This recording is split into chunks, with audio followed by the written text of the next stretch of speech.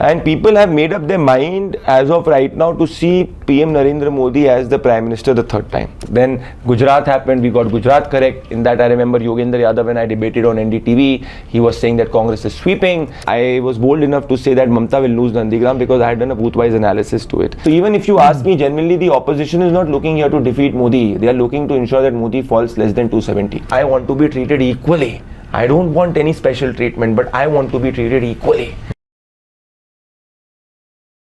Pradeep Bhandari ji, welcome to the Abhijit Chavda podcast. It's wonderful to have you on. Thank you so much for having me on your podcast. I was telling this to my family and I was surprised and pleasantly surprised to know that they were not waiting to hear me on the podcast, but to hear you on the podcast. I really appreciate that. Please thank them on my behalf. Thank you. So we finally meet. It's good to finally meet you. I had briefly met you in Pondicherry a few years ago, but it's good to finally have a sit together and talk about things. Yes. So a lot is happening in the world right now in India. The elections are coming up 2024. You're a psephologist. What exactly is a psephologist? What do you do with that? See, I am a psephologist through experience and training. Mm-hmm. Now, psephology at the end of the day is the art of understanding the mind of the Indian voter, and through qualitative and quantitative analysis, understanding what the people of India are thinking, why the people of India are thinking what they are thinking, and what drives their choices. Now, I traditionally am from a background of economics, public policy, theatre and engineering. But I have always been a very, very avid follower of Indian politics and Indian debates. I remember when we were in college, we used to grow up watching Arun Jaitley's fiery Lok Sabha speeches when he was the leader of opposition. And at that time, I was a deep admirer of Arnab's work in terms of the way he took over, scaled news up. And then when I started my company, Jan Ki Baat in 2017 early, it was a content company, but pure digital content was giving us a lot of viewership, but not that much money. So I happened to, one of my friends was working in the UP 2017 campaign of the BJP, and he said, why don't you travel UP? So I said, why? That was a wonderful opportunity for me. And so he had arranged the travel, and we used to travel in all the public transport. We used to stay in around 100 to 100 rupees room in Oyo, 500 rupee Oyo here and there, some Karyakarta house. And then in around 1.5 to 2 months, I got a chance to travel to every second district of UP. And at that time, a lot of people were coming out with surveys that either the Samajwadi Party will win it, or the BJP will just cross the majority mark. But having got a first-hand experience of talking to people across caste lines, and that was like primary raw information in front of me, I was getting something completely different on the ground. So I got in touch with, because I had traveled across every district, so I had built a volunteer base. Okay. And then what I came to the conclusion is that BJP is sweeping the election. Okay. At that time, Siddharth Zarabi was the editor of BTVI, and through somebody I got in touch with him, and I said that this is a survey which we have done through Jan Ki Baat. This is the sample size and data, and I was very confident on it because I was not an amateur in politics. Somehow I understood the nuances of what the voter was thinking, and so he said, okay, it's a business channel, it's your survey, let me give it a try. I'll put a platform on. I'll run it on BTVI. And it came out to be completely correct, the trend. Since then, because I had very less resources, we started to do this event-based thing, that I used to go to any election, stay there for 1.5, 2 months, and build a local team, have a core team, and through that is how I started. So then Gujarat happened, we got Gujarat correct. In that I remember Yogendra Yadav, when I debated on NDTV, he was saying that Congress is sweeping. I said, no, it is BJP will touch around 100, 110, 105. And I asked him that you claim to be such a great psephologist. Please tell me 10 seats which the Congress is winning. And he did not have any answer.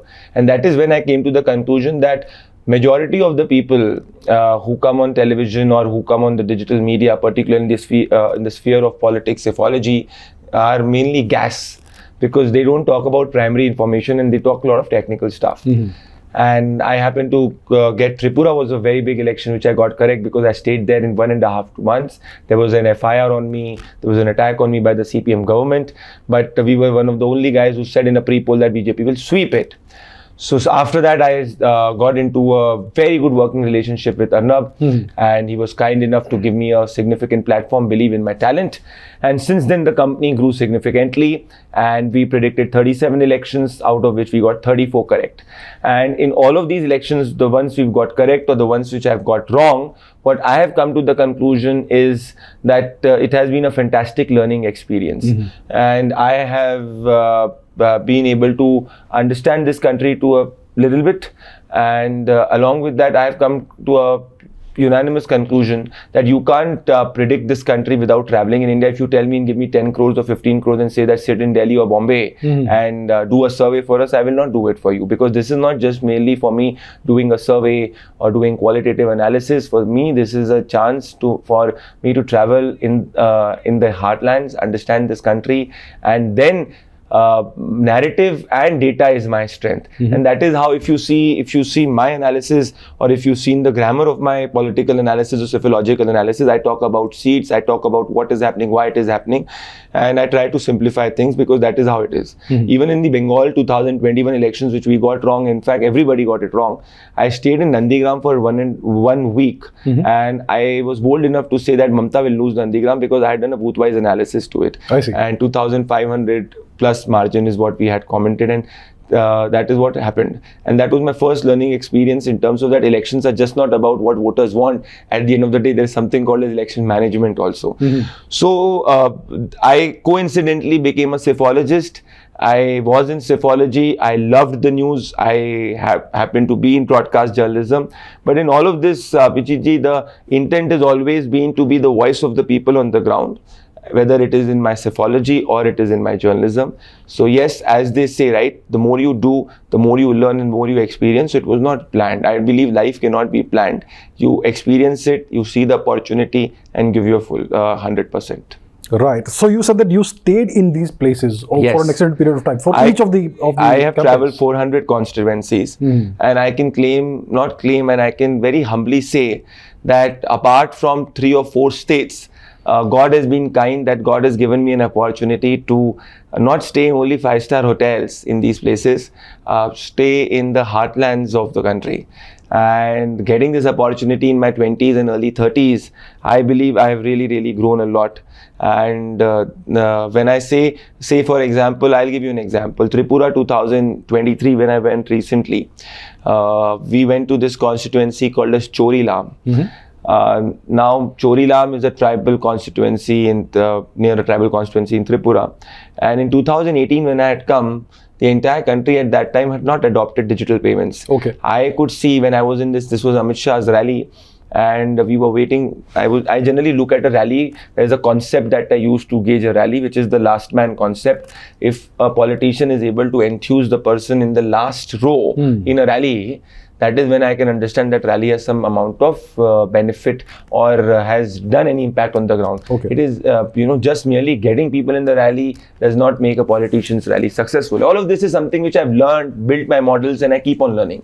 So I was very hungry. So there was this guy who's selling cucumber for 30 rupees, and I said, take a 200 rupee. He said, Bhaiya, why do you want to give me 200? Give me UPI. And that guy on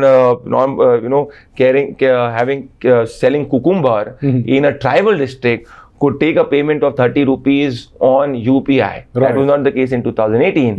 And this is the change which I see on the ground. Now, when I see this change on the ground, it is my duty to tell that the country is changing. And this is how I understand and engage the sentiment. I'll give you another example. I was today, when I was coming to Mumbai, I was talking to my taxi driver. And I asked him, what do you think in 2024?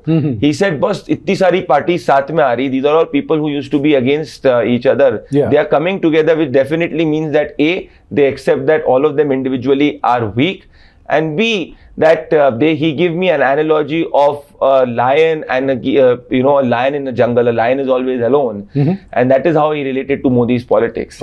So now, if I look at psephology theoretically sitting with you in this room, I would say, okay, vote shares of all these individuals will add. but that is not how Indian politics works. That's what I call about chemistry. So when you say, yes, I travel, I stay in these places, and now I'm building a team of people who can I've built a team, but now I'm expanding this team as process comes, as things move forward, which is a very big base of volunteers who can predict. See, an election goes wrong when say Abhijit Chavda tells me that a constituency is won by, say, a party X, and Pradeep Bhandari says that a constituency is won by a party Y, and I don't have the mechanism to check that. Okay. So it requires a lot of resources. It requires a lot of planning. And as it is said, right, in order to score a century in cricket, you need to ensure that you bat well on every ball. Yeah. Similarly, in order to predict an election, you have to ensure that you do everything correctly. One mistake you make, and your entire election can go wrong.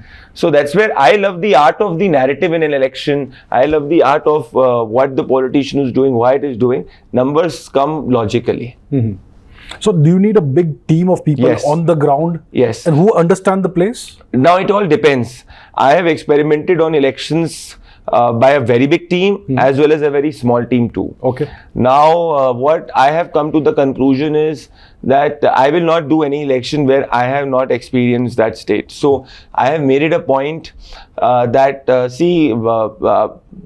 made it a point that in any election I should be able to travel at least for some time, because that gives me that, I don't know how, but I somehow understand the sentiment. Okay. Now, when elections which are very, very complex and where certain complex factors play in, I need a very, very big team which can do the check and the counter check. Now, it all depends.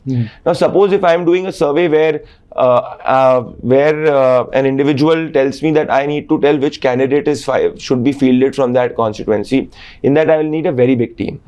Now, if only I have to tell who's winning, who's losing, now for that I may not need a very big team. So it all depends on the depth of the findings that you want to arrive at. Okay. So if I am doing a survey for a political party, hypothetically, that will require much bigger, much wider depth of team. But say when I'm doing only for a channel which requires vote share, I may not need that. But if I'm doing where a seat share and a vote share is required, and I also have to tell the audience which person is winning what seat, that is what we did in 2019, then I will need a very big team. Right. And more than a bigger team, Chavdaji, what is required is you need a committed team where you can cancel the bias. So the challenge is always to cancel the bias. That is because I am also coming with a bias. Everybody in this world comes with a bias, and we need to accept that. Yes. Those who call themselves neutral are the biggest liars in the country. Absolutely. There's nothing like neutrality. जब बच्चा पैदा होता है और mummy को बोलता है मुझे कैडबरी नहीं, कैडबरी मत दो, दूसरी चॉकलेट दो, वहीं पे bias आ जाता है. That's bias, yeah. So bias is natural to you. It is natural. Yes. Yes. We are not robots. Absolutely. So the challenge is that. But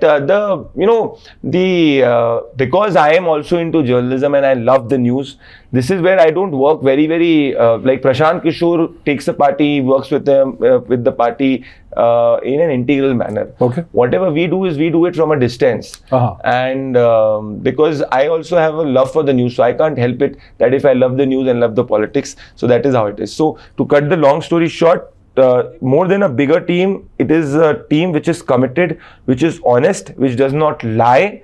And even if the team is lying, you should have a mechanism to check it. And that requires resources. Right. Yes. Right. So do you handpick each individual yourself? I have. So, I'll tell you this it all, again, I'll give you an example. For example, in Tripura 2023, I had experimented with a very small team. Okay. And we did that survey for 1 week because we were not doing that for any political client at that time.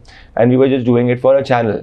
And it was a very high prestige thing because I wanted to get it completely correct. So Tripura, we did it for a week. I hired volunteers in every district in Tripura. And along with that, I had a very good team from Delhi. a small team from Delhi which could do it. Now it's a smaller state. In smaller state has more challenges. Whereas because in smaller states, see, when the margin of votes is less, say Tripura, every average constituency to win an election, you need 25,000 to 35, between 25 to 35,000 votes, and you can win it. Now that in UP or say in Bengal is the most complex election I've ever seen. Okay. And it's not because they're rigging, booth management, all of this is, plays a very important factor. So it's just not that suppose if the people want a party X, it's not necessary that the party X will come to power. Okay. And that's what is I love that state a lot too, because it is, for anybody who's interested in politics, that state is a challenge and a very big learner. So there I experimented with a very big team. Okay. Now there was when I look at that election in retrospect, because we got the Bengal 2019 correct, but 2021 Mamta, apart from the women vote, there were 4 districts where the voting percentage was very, very low compared to average voting percentage. Now these are things which are not, you cannot gauge in any poll, and those who say that they gauge, they're lying. So it all depends. So I look at every election as a unique case in point. And say, for example, when Rajasthan elections 2018 took place, at that time, everybody was saying that Congress will get 130, 140. But when we traveled on the ground after the ticket distribution, there were 2 camps. Was Sachin Pilot camp and was a Gehlot camp. And I was very clear that this time also they will not cross 100. So it was very challenging for me to, say that they'll be less than 100. I see. So we could do that. And yeah, so it's a challenge. I can tell you now, in the last 8 years, having traveled across the country and built a team, that if you are not working as a quote-unquote politician, it becomes a challenge to do a very, to do that exercise at a large scale. I see. Yeah.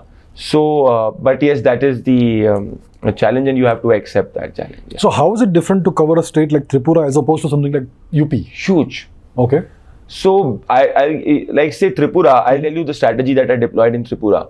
So in Tripura, we went constituency wise. And when we went constituency wise in Tripura, we ultimately divided the entire state into red, green, yellow, where red were constituencies which we knew that one party is definitely losing, green were constituencies which we knew that one party is definitely winning, and grey were the constituencies which we had to keep track of. Okay. Because I had a very good team, I personally was there. There was a very good local support also.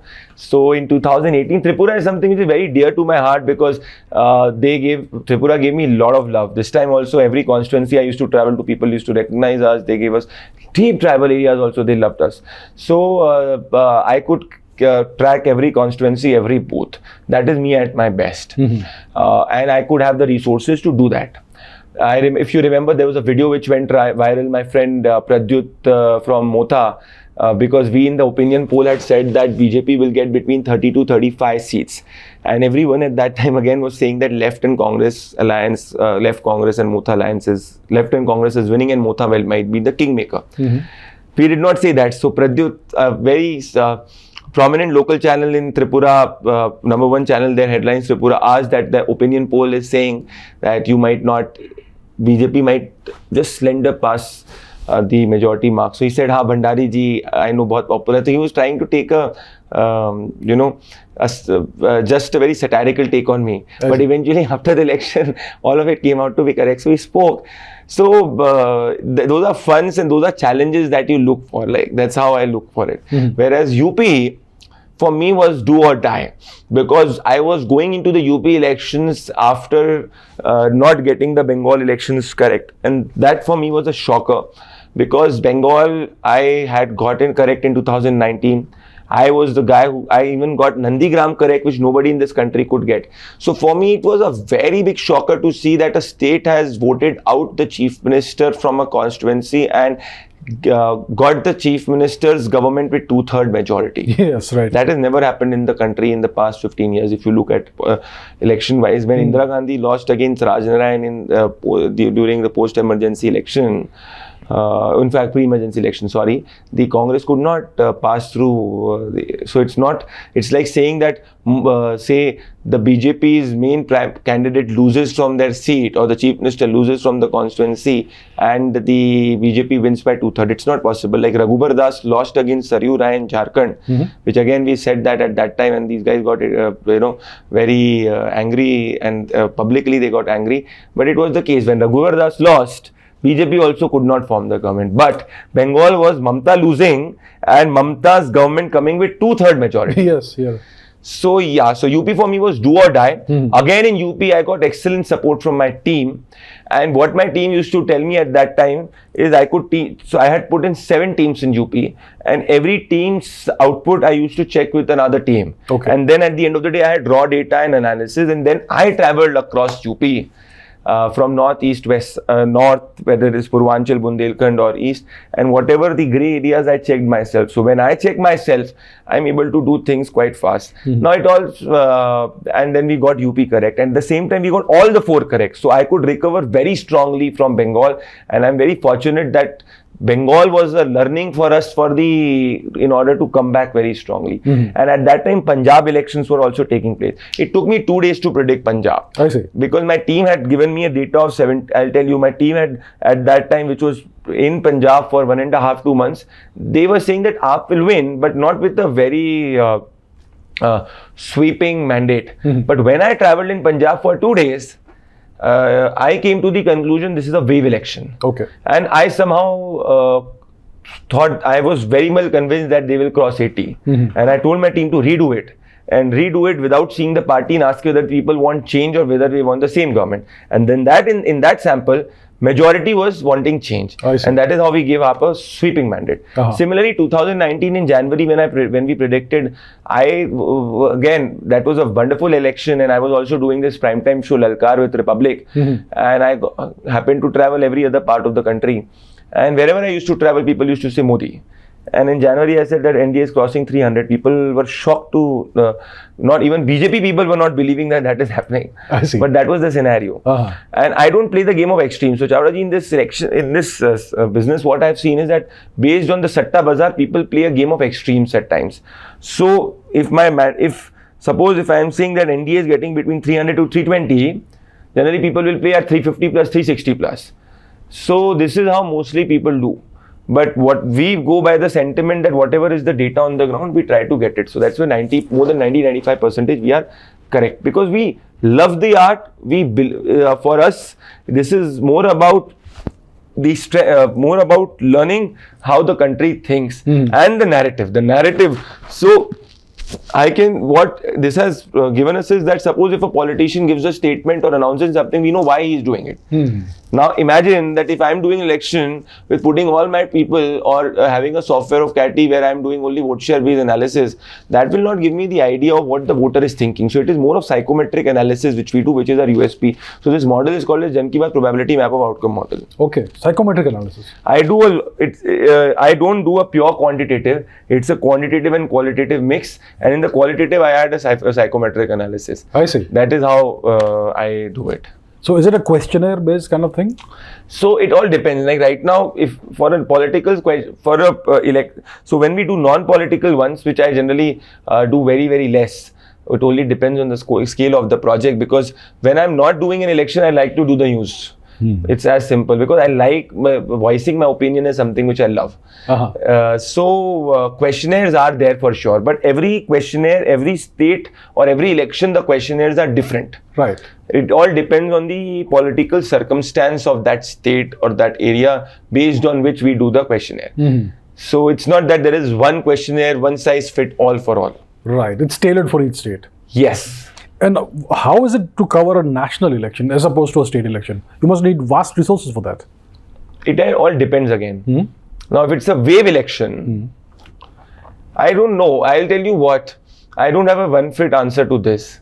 Because in 2019, when I traveled across, I could make it out it's was BJP sweep. And I got the same from my team.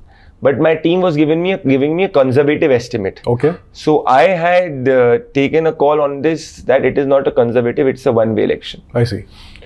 So for me, a national election, if it is a wave election, you can if you have gauged the wave, you know you will get the sentiment.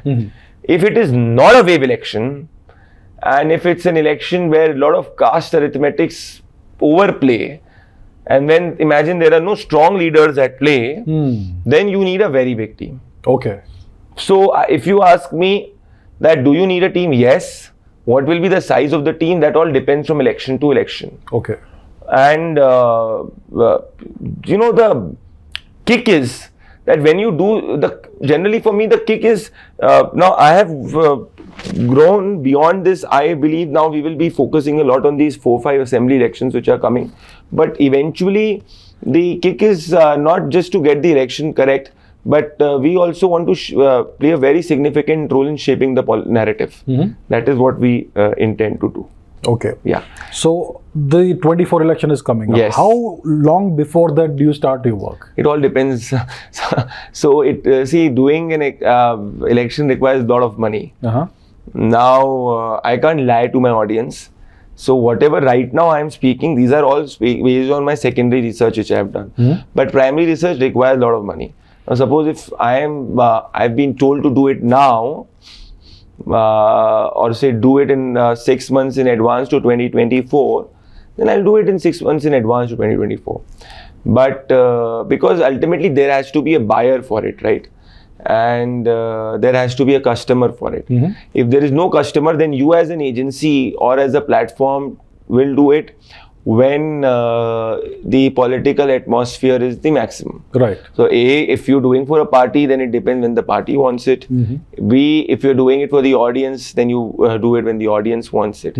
But I would looking at 2024 elections very seriously in terms of seat share after the results of the assembly elections. Okay. If the assembly elections happen and they do not go and are not combined with the Lok Sabha. Okay. So if you ask me, January is the right time for starting to look at a Lok Sabha election in terms of seat shares. But before that, you can at least gauge an opinion. So what have you gauged?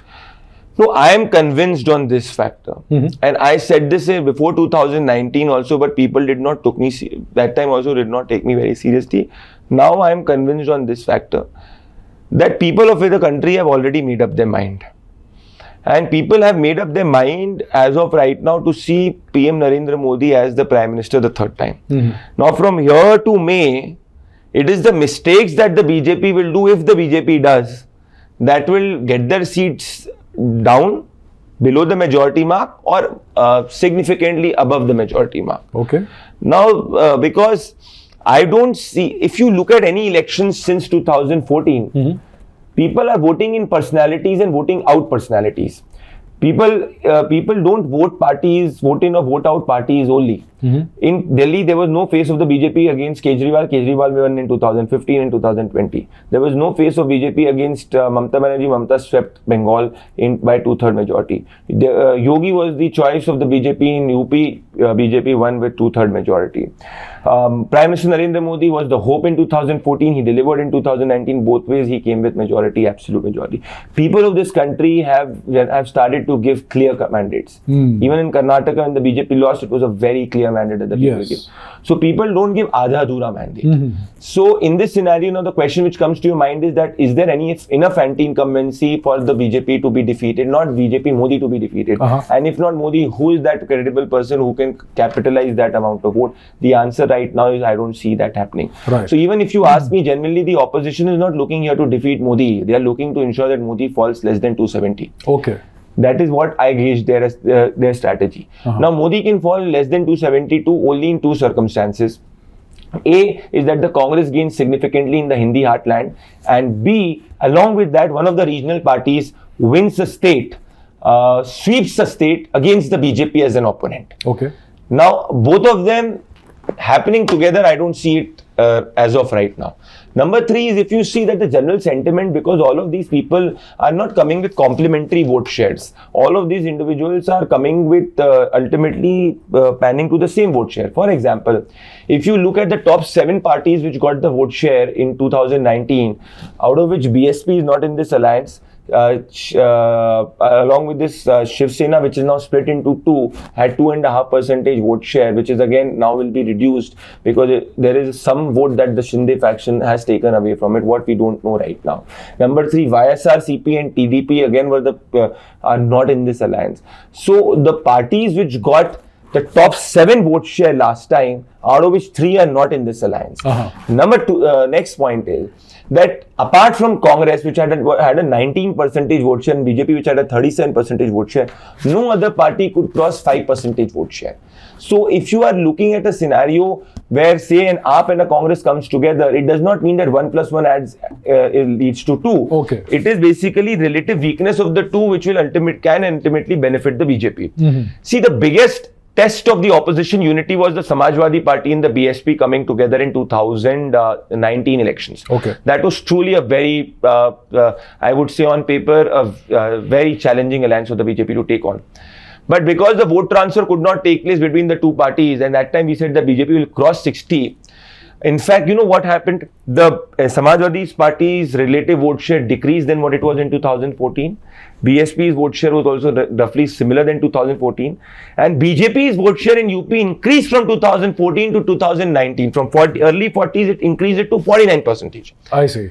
So when the 2 parties came together, it ended up in a situation where more number of people voted the BJP because they were beneficiaries that Modi had addressed to. So even when these parties come together, till the time they do not provide an alternate vision which people believe in, till the time they do not provide a face which can take on Modi, I don't see this becoming a very big challenge.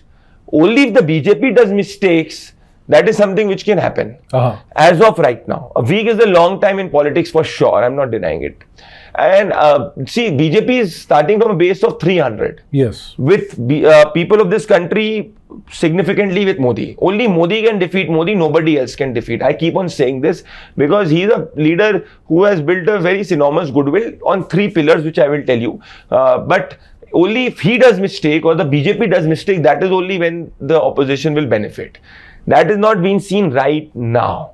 Number 2, along with this, Modi has done 3 things. A, people of this country believe that he has taken India's global prestige forward. Yes. And people believe in a sense of pride in that Indian identity. Number 2 is the beneficiaries that he has impacted across caste lines, across regions is enormous. I believe he started with this Jan Dhan, ensuring that the bank accounts open, so benefits reached the people at a very big scale. That is what was the difference between 2014. Schemes were also announced before 2014, but the conversion into reaching to the last mile was not so high as it is in Modi's era, when 90% plus is the conversion rate. So whether it is more than 1 crore toilets, whether it is more than 1 crore awas, whether it is more than 1 crore people getting tap water, whether it is 80 crore people getting rations, all of these are welfares. People call it suvidha. So people think, bhaiya hamare sukh dukh mein ye khada hua hai hamare saath. A politician per se, Modi is now no longer a politician for the garib. He is like the man who has helped them in time of need. Okay. Now from here, only if in a scenario of these people making mistakes in quote unquote arrogance of power or any other scenarios, that is where they work. But when the people look the other side, whether it is Lalu, whether it is Congress, all of these are not people who do not have any past legacy issues. They also have past legacy issues. So in this scenario, there is no JP per se, which was at the time of Indira Gandhi, who could mobilize people. The masses, yeah. I don't see that happening. So deep down inside the heart of the opposition also, they know that they can max get Modi less than 272.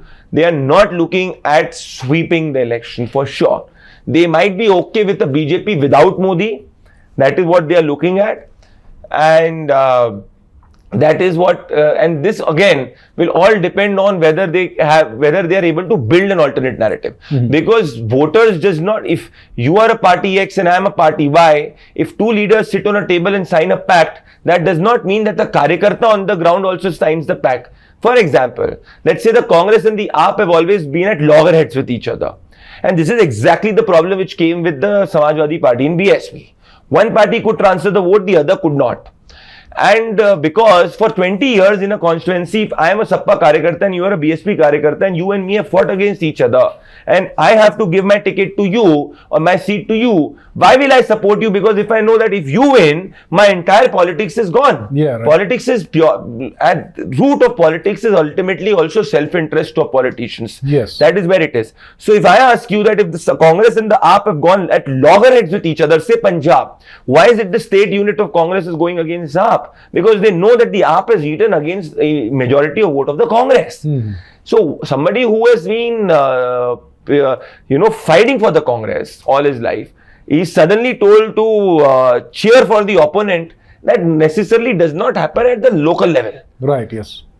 And when these people know that the mahol in the country is not of a very big anti-incumbency, that can happen tomorrow, then all of this can change. See, if there is a very strong anti-incumbency, you don't need face.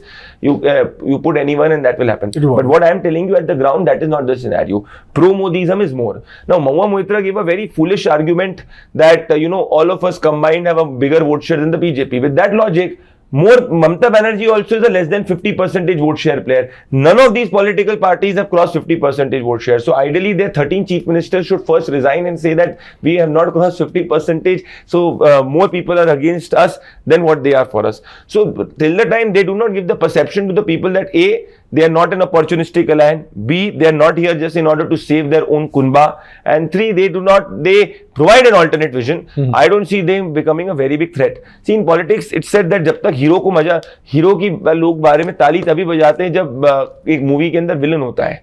Till the time Gabbar was not there in Sholay, you would not be remembering or crying for Jay or Veeru, right? Yes. So similarly, is in the case of politics, it's a hero-villain politics.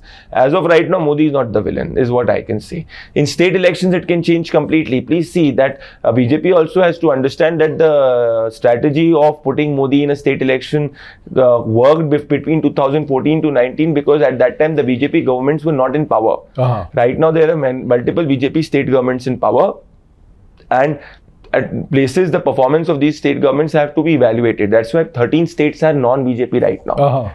So those who say that democracy is not in this country, I ask them that 13 states, which is roughly more than 40 to 45% states, have not voted the BJP government. So is this not a true picture of the democracy of the country? That's right, yeah. So my humble submission is that in 2024, people have made up their mind.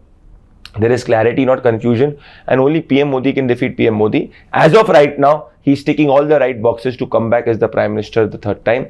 And as of right now, opposition, apart from a mere photo op, have not been able to provide an alternate vision. If that happens tomorrow, we can look at it for sure. How many seats will Modi get? 260, 270, 300, 320, 330, 350 or 250? All of that is a conclusion which depends on multiple factors in politics. There are the places where MPs have anti-incumbency, whether they change the ticket or not. So all of that are calculations which we should do from end of this year after the assembly elections take place. So yeah, and as I said, two factors. A, can one of these state factors, so can a Mamata sweep Bengal and a Congress rise in Hindi heartland? If these two happens, that is where the BJP's base will go down. Okay. You said that only Modi can defeat Modi. Yes. So in 2004... That is with every strong leader, Abhijit. Right. So in 2004, did Vajpayee defeat Vajpayee? BJP defeated, and I'll tell you why. Look at before 2004 what happened, and this is where people, it was not the India Shining which defeated Vajpayee. Let us look at it in detail. Before 2004, BJP's government was there in Uttar Pradesh, and it is said that the road to Lok Sabha, and it's a hard fact, cannot go without capturing or winning the trust of the people of UP, because it has 80 Lok Sabha seats. Now, before 2004, BJP's government was at play with Mayawati. They broke the government, ended the government in between, and they came with Mulayam. And at the same time, Ashok Singhal was a very tall RSS leader at that time, and he was jailed in a BJP government. And that is what had taken the Karyakartas completely off. And the assembly election result which happened in Uttar Pradesh before the Lok Sabha, the BJP performed very poorly. Okay. So that was an enough indicator for the BJP that it is not coming back. So it was not India shining per se, but I believe that this was a very, very big factor, which ultimately, if your base goes away from you, then whatever floating vote you get is of no value.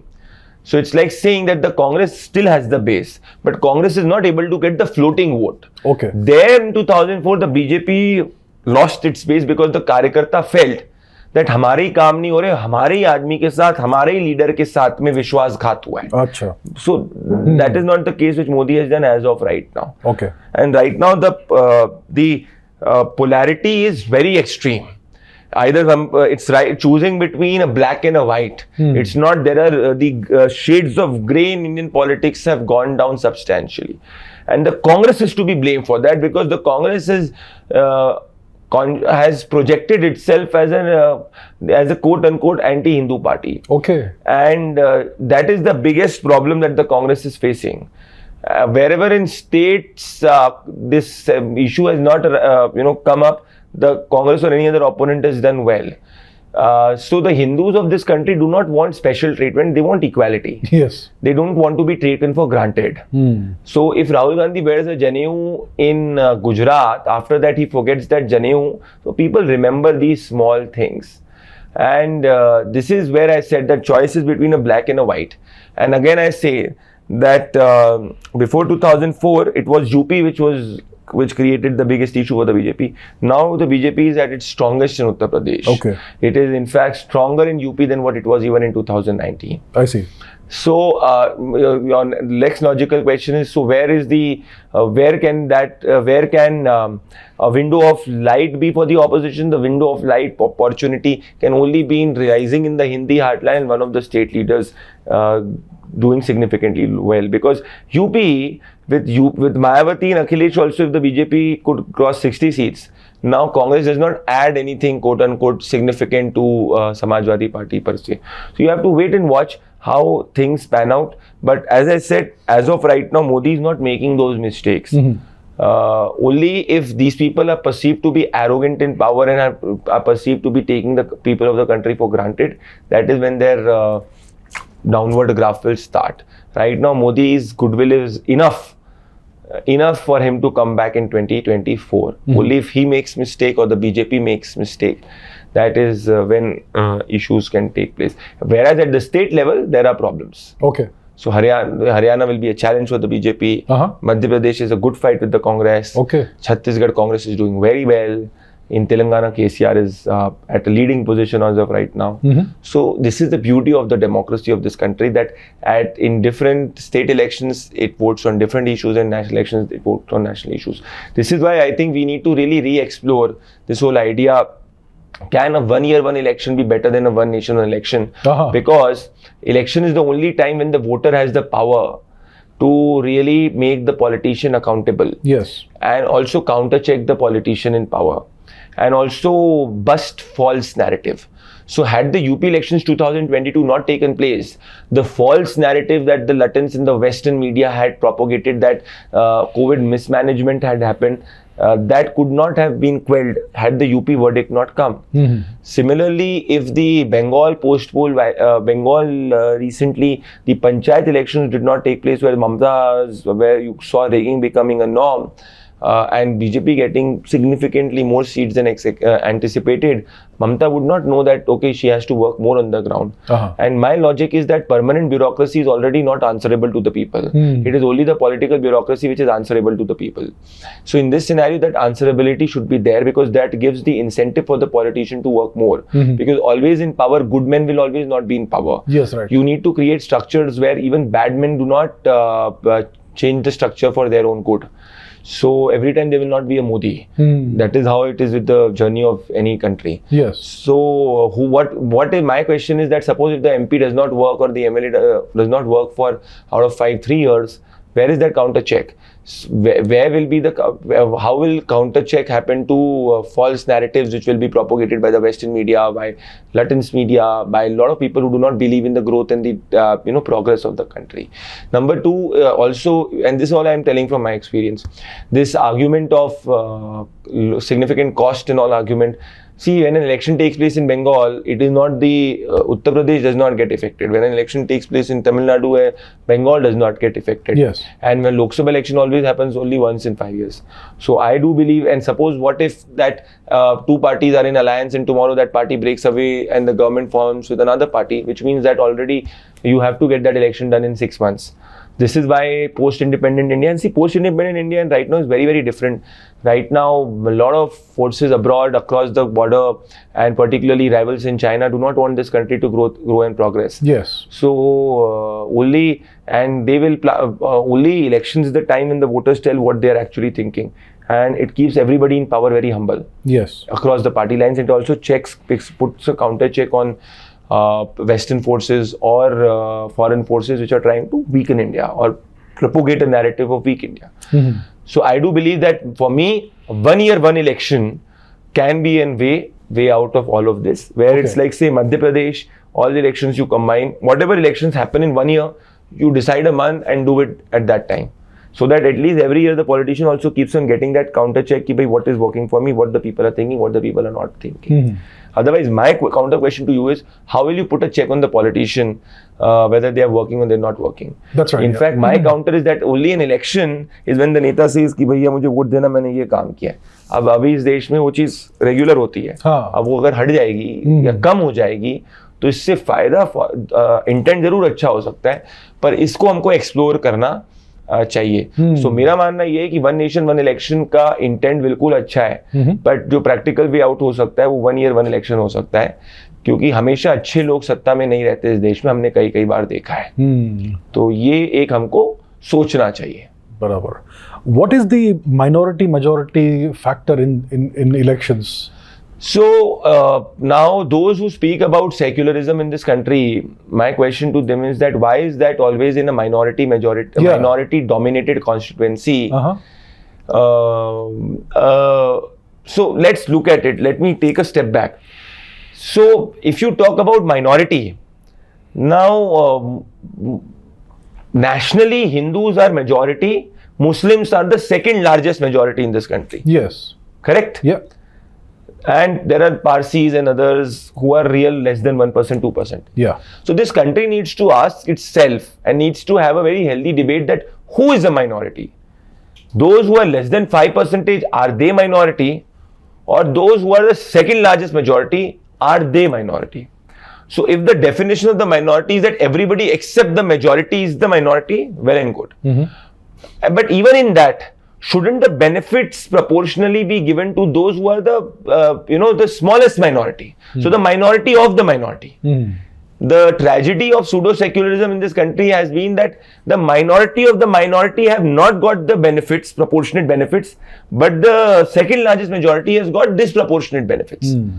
That is because of the netas. I don't blame them. I don't blame the community at all. It is because of the netas, because they thought that this is our vote bank. Vote bank, yes.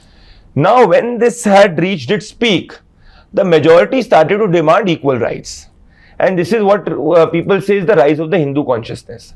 So, the rise of the Hindu consciousness took place because the majority was taken for granted for a significant amount of time. And the demand for equality is what I feel is the rise of the Hindu consciousness. So, if the minority can have its right, the majority should also have its right. In this scenario, there are three things. A, that in this country, in a minority-dominated constituency, why is it that it is less chance for a Hindu to win? So say for example, if there is a Muslim majority constituency in India, please look at data. Look at Jammu and Kashmir, in places where the Muslims are in majority. Why is it that it has been that always the parties which have towed the line of quote-unquote pseudo-secularism, they have got elected? Why is it that in a Malda, it is very difficult for a party which speaks about Hindu rights to get voted? So number one is that Whereas that is not the scenario in a Hindu majority area. In a Hindu majority area, you make somebody contest from any caste or religious line. If that person has worked on the ground and has built a goodwill, the person will be elected. Yes. So, in this country, there are more than 100 constituencies where the Hindus are in minority, Lok Sabha wise. There is not even one area which was Hindu minority first near independence and has become Hindu majority now. But there are more than 50-60 districts which were Hindu majority and have become Hindu minority. Okay. Now, I do believe that the destinies of the countries are decided by demography. If you look at the modern era and the countries which have partitioned, whether it is Kosovo, Sudan, all of them where the demography changed and then people wanted another nation. Yes. That is how it has been a fact. Say, for example, what happened in Nu. Now, in Nu, why is it that say in a demographically skewed constituency area, say the minority there, which are the Hindus, when they want to go to their Shiv Mandir and pray, why do you need the state to impose Section 144? Why do you need such heavy policing? Why do you need to ensure heavy intelligence is deployed? Why? If you look at the counter of that, that is not the scenario, right? So, which means that are we in this country creating certain pockets where true secularism is not followed in letter and spirit? And when the true secularism is not followed in letter and spirit, so which means that whereas demography changes, your entire polity will change. So are we saying that places where the Hindus are in minority, the Hindus cannot become the MPs or the MLAs? How many places in this country, I ask, that if the Hindus are in minority and the Hindus speak about Hindus, but ensure that the Muslims and the Hindus both get the benefit, the Hindus can be elected. I can guarantee you not even one. So even if, say, people from TMC or any other party which get elected from Malda or Murshidabad, these are areas where 60%, 70% are demographically, the Hindus are not there, the second largest majority is there. There the candidate is compelled to speak first about the minority rights. First, not about the Hindus there. So yes, it is a challenge that in this country, as the demography changes, the polity definitely changes. So if you ask me what is the minority-majority conundrum, the majority wants equality, the majority wants everybody to be treated equally, and please accept this. We need to accept that India is India because India is secular, because India is Hindu majority. You look at the countries across in our geography and you look at the demography there. You look at Pakistan, where the Hindu population is reduced from 14% to less than 2.5% now. You look at any country. India is Bharat only because India is Hindu majority. That is how constitution is followed. That is why tolerance is practiced. That is why secularism is there. So, and this since independence, unfortunately, the minority had been subconsciously given this thought that equality means special treatment to them. Yes. But that was not the scenario at all. Had they been preached that equality means equal treatment to all, this minority-majority conundrum would not have come. Right. Say, for example, do you know that the demography of Bengal right now is near to the demography of Bengal which was during 1941? Okay. Now, these are challenges which will come to the country in years to come. And you need to ask that how will you deal with these challenges, say, 10 years down the line? And number two, there was a time when you ask again about minority-majority conundrum, that the minority had the veto on deciding the political destiny of this country. That veto has gone after 2014. This has been the biggest change, which means that even in a place where the minority is 35%, it is not necessary that even if that 35% votes in one way, that the result will be as per that 35%. Okay. Now my question again to you is that, why is it that Places where the demography is 30-70, the 30 thinks of voting one way on religious lines more than developmental lines. This is something which we need to ask ourselves. So, A is places where the Hindus are in minority, there are less chances for the Hindus to be the MPs or the MLAs from that place. B is the last 70 years, minorities of the country have been taught by pseudo-secular neta that equality means giving you special treatment. 3 is that the rise of the majority consciousness of the Hindu consciousness is not dangerous for the country, but it is needed to ensure that there is a balance and semblance against the entire 70 years of pseudo-secularism which was practiced. And the rise of the Hindu consciousness means the Hindus saying that I just want to practice my faith, I want to be treated equally. I don't want any special treatment, but I want to be treated equally. Right. And if saying that is being communal, so be it. That is what I want to say. Right. So, and this is something which I am speaking about pure facts. These journalists who speak about hijab, they go to Western media wearing Western dresses and want the girls in India to wear hijab. You know, so you'll understand the dichotomy. And the sad part is that the people who quote unquote are intellectuals of, you know, these communities, they do not speak against the wrong in such a vociferous voice as they have to. And this is where the challenge comes. So the solutions to the issues in the minority community will come from the minority community themselves.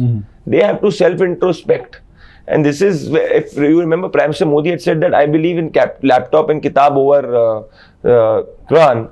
And that was in context of ensuring a social educational upliftment. Why is it that places where they are, you know, the minorities in majority, why the education standards in these places are not top class? Why is it that these communities have not demanded that? The community needs to introspect. The intellectuals of this community need to introspect. It is the majority which is demanding more rights for them than the minority per se. And my question to those is that suppose if anybody gets 1 crore rupees in the pocket and wants to set up a house in Delhi, why do they prefer a Lodi road over, say, Old Delhi? Why is it that? That is a question. Why do they prefer a Lodi road over a Mustafabad in other areas? If I give you 10 crores to set up your, take any best flat wherever possible, why will you go to a Bandra? Why will you not go to a New? Why are places like New not become education, economically upliftment areas, or have not become areas which speak about economic and social growth of the country? Why is it that more cases of stealing, more cases of robbery, more cases of illegal activities have been started to report from New in the past many times since the demography is changing? Why? This is what the community and the people they need to answer.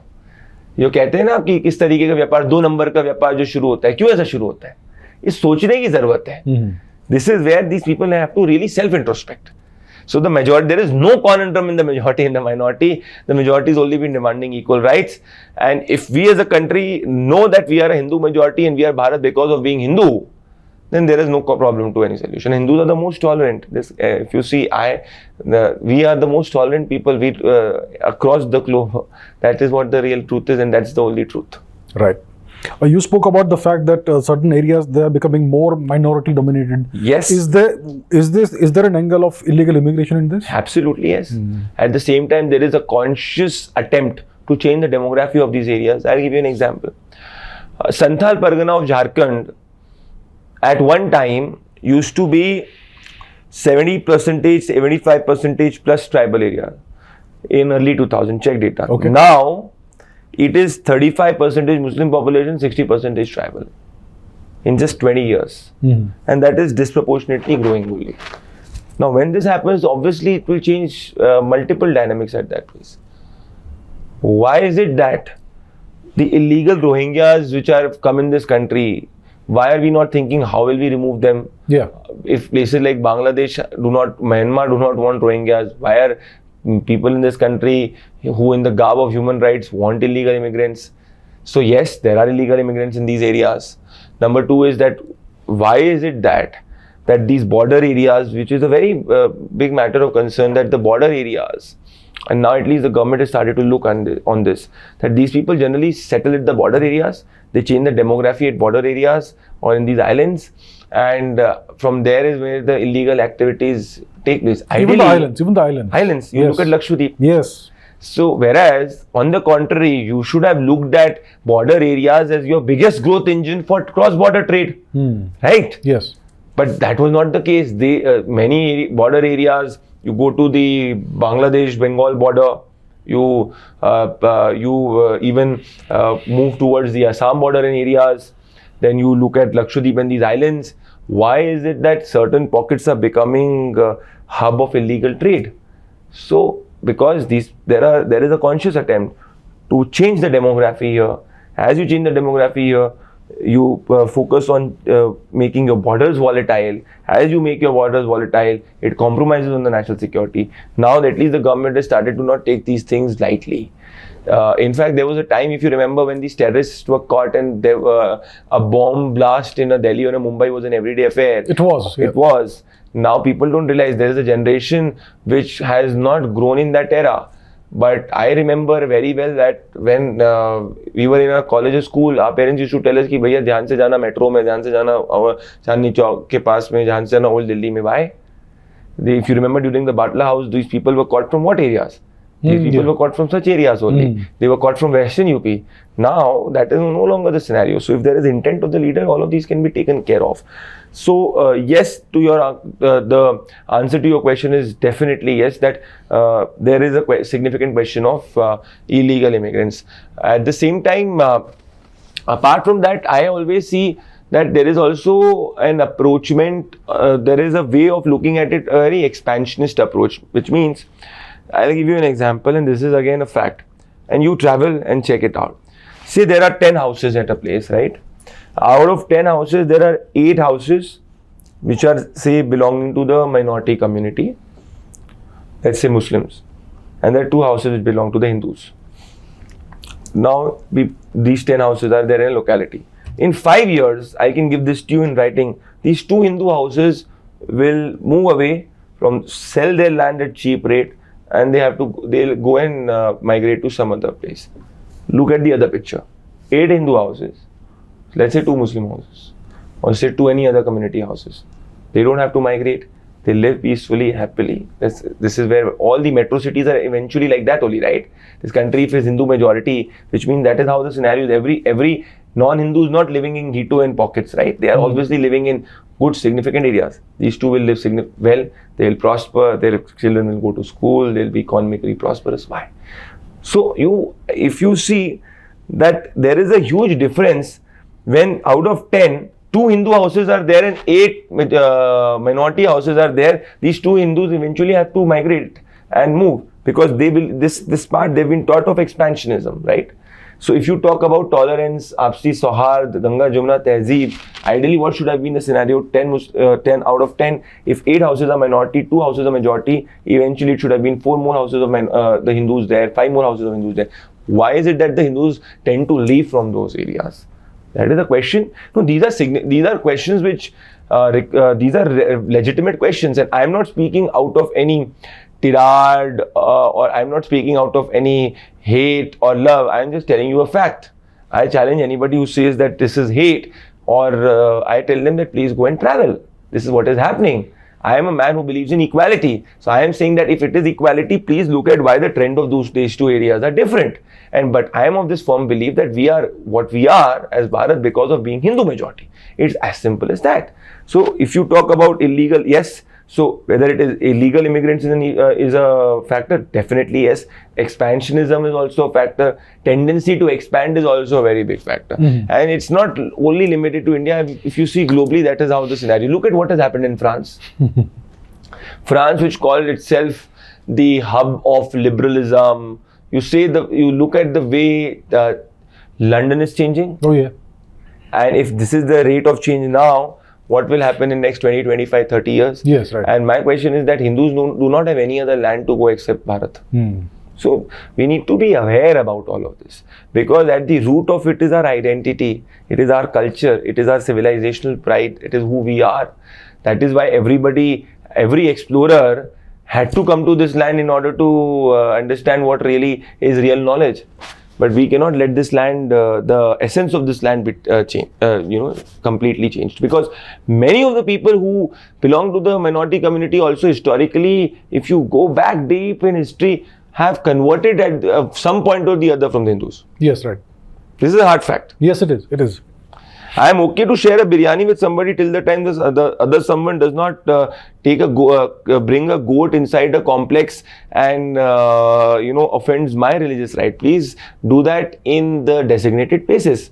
If you want to pray and to Allah through namaz, you should do that at the place, not at roads, right? Similarly for Hindus also.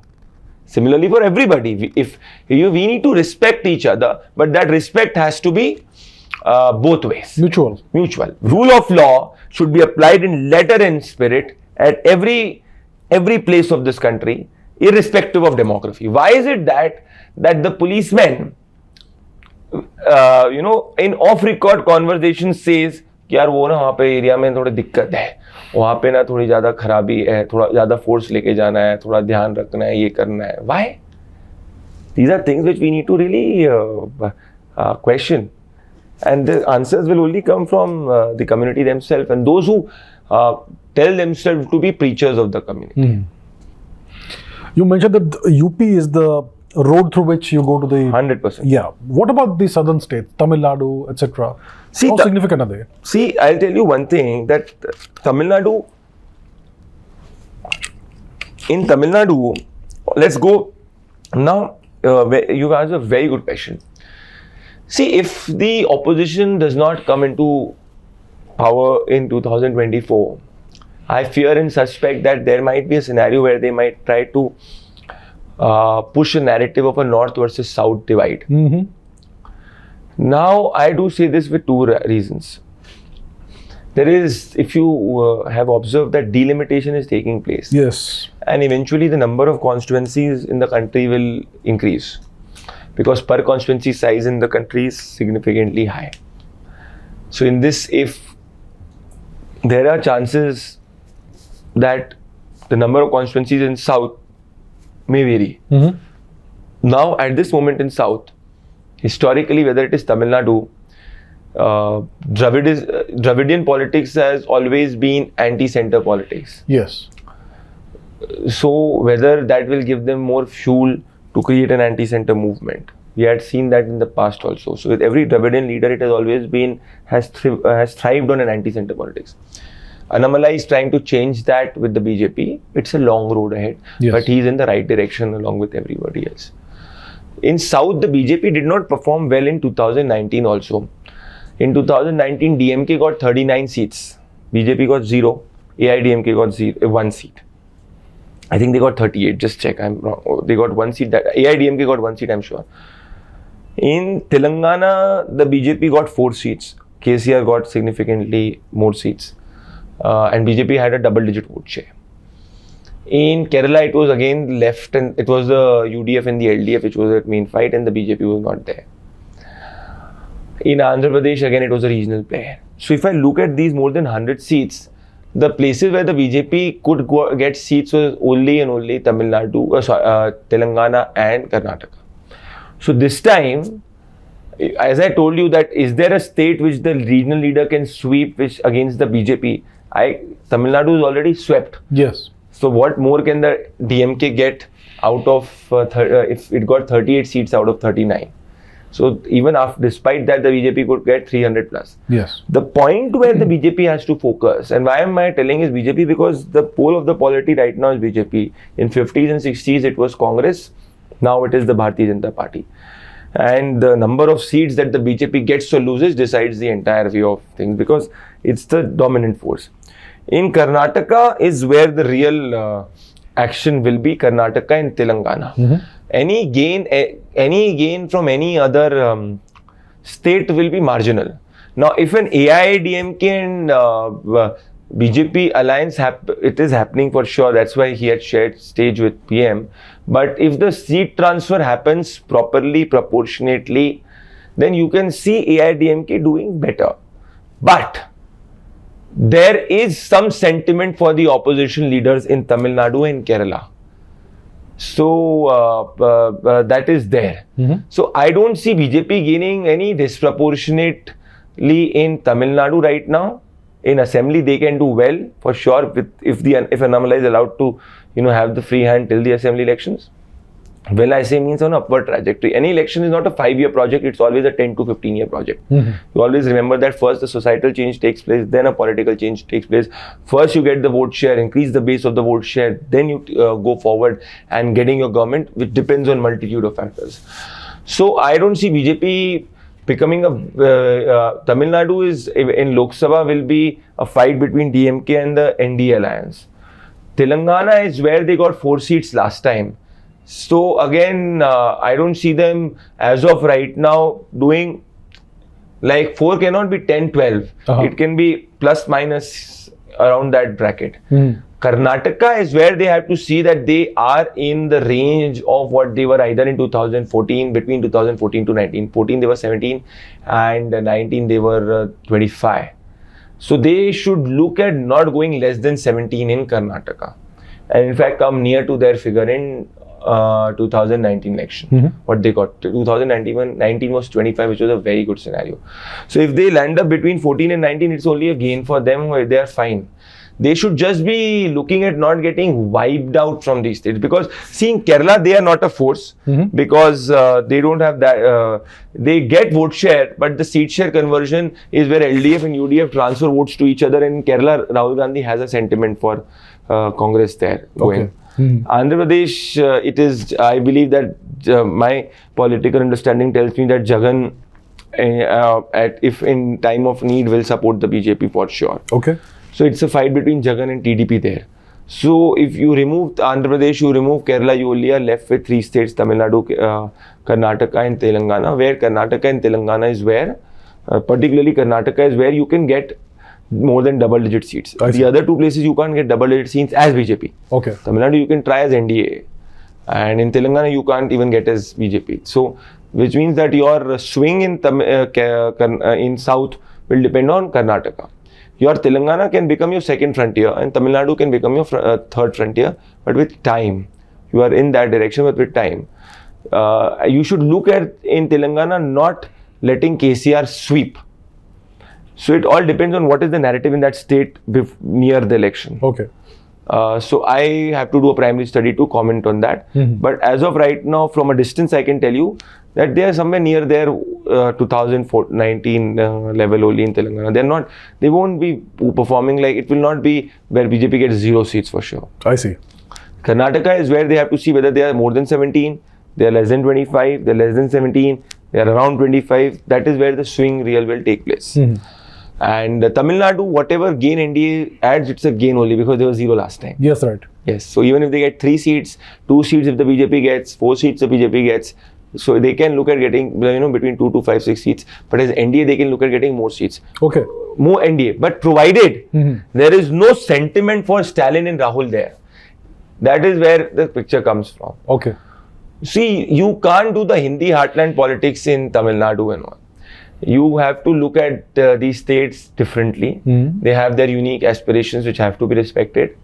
And you have to, the version of nationalism that works in say UP, that may not work in Tamil Nadu. You have to reorient it and repackage it. Factually, if you see, no Prime Minister has done so much for Tamil Nadu vis-a-vis Modi has done.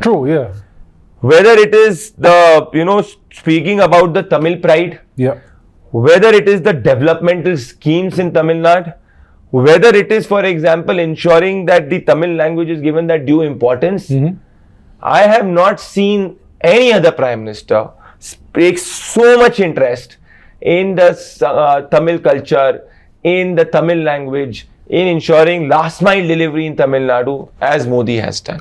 There has been no stepmotherly or stepfatherly treatment from his side at all, despite whatever the performance in elections has been. So, if that reaches to the people on the ground, then you can see eventually things moving forward for sure. But for 2024, whatever gain they can do, they should be happy with it.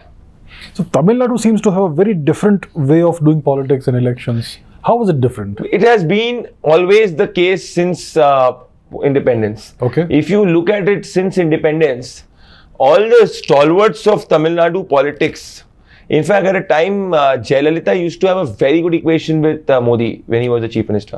But you look at the 50s, 60s, MGR, Karunanidhi, all of those times also, these politics had emerged on positioning the Tamil identity as different from the Indian identity. Yes, right. And there were a lot of forces which were at play. There was a larger plan somehow, I believe, of the Western forces that they were looking to weaken India. If you remember, there was a plan before independence. I do not remember that well. You are a historian too. You will remember that certain states they wanted to take away from the Indian territory. Now, they were not successful in doing so. Post-independence, they consciously tried to seep in this thought that the Tamil identity is completely different from the Indian identity. Yes, right. And the leaders in the center could not, look at Tamil Nadu, or I would say could not approach the politics in Tamil Nadu from a different lens. And Congress was at a very, very strong position. So that scenario for the leaders in Tamil Nadu to create that sentiment of the Tamil pride against Delhi, Delhi is not giving us, Delhi is doing discrimination against us, all of that was evident. And they got the road to make that happen. Had the Congress government in the 50s and the 60s approached it differently, you could not have seen this happening. So there was a tacit understanding for sure. But if for 50 years you've been taught that the Tamil identity and the Indian identity is completely different, and these people from center are those who come from the Hindi heartland and are trying to impose their culture on us, so it seeps into the subconscious mind of the voter, deep-rooted. Yes. Now for that to change, it takes time. Yeah, it will take time. And slowly Modi is trying to address that. Modi is trying to address, Modi is trying to speak about the Tamil pride. Modi is ensuring that no developmental discrimination takes place. If you remember, the Kashi Tamil Sangam he was the first prime minister to do so. So he's trying to seep in the subconscious thought that there are always interlinkages in different parts of this country. That's why we are unique. It's not, quote, we are not different, we are diverse. Yes, right. There is a very big difference between the word different and diverse. Modi is telling that we, at the end of the day, are connected by one common thread of being Bharatiya. Yes, right. That is where Kashi Tamil Sangam comes into the picture. And it is slowly moving towards that direction. But for 50 years, because it has been seeped subconsciously. Also at the same time, this is for the first time in the politics of Tamil Nadu that DMK and AIDMK do not have very tall leaders like they used to have. There was a time of MGR, yes. There was a time of Karunanidhi, then there was a time of Jayalalitha. Yes. None of the leaders in AIDMK and DMK have that amount of following, absolutely not there. Right, yes. Now, Annamalai for the BJP in Tamil Nadu, he's on a right road. But it will take him some amount of time for sure. It's not a 5-year journey, it will take him good time of 10-15 years. Right. But he's on that track. So he's slowly emerging and reaching to the people on the ground. And it's positive.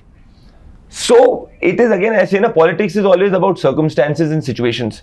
So when you do not have a towering personality in DMK and AIDMK, it is giving vacuum for the BJP to fill slowly and gradually in Tamil Nadu. But it will take time. We have to take AIDMK along with them right now, so that this anti-center regional parties coming together does not arise. And Modi was smart to do so when in the NDA meeting. If you remember, the EPS was standing right next to Modi.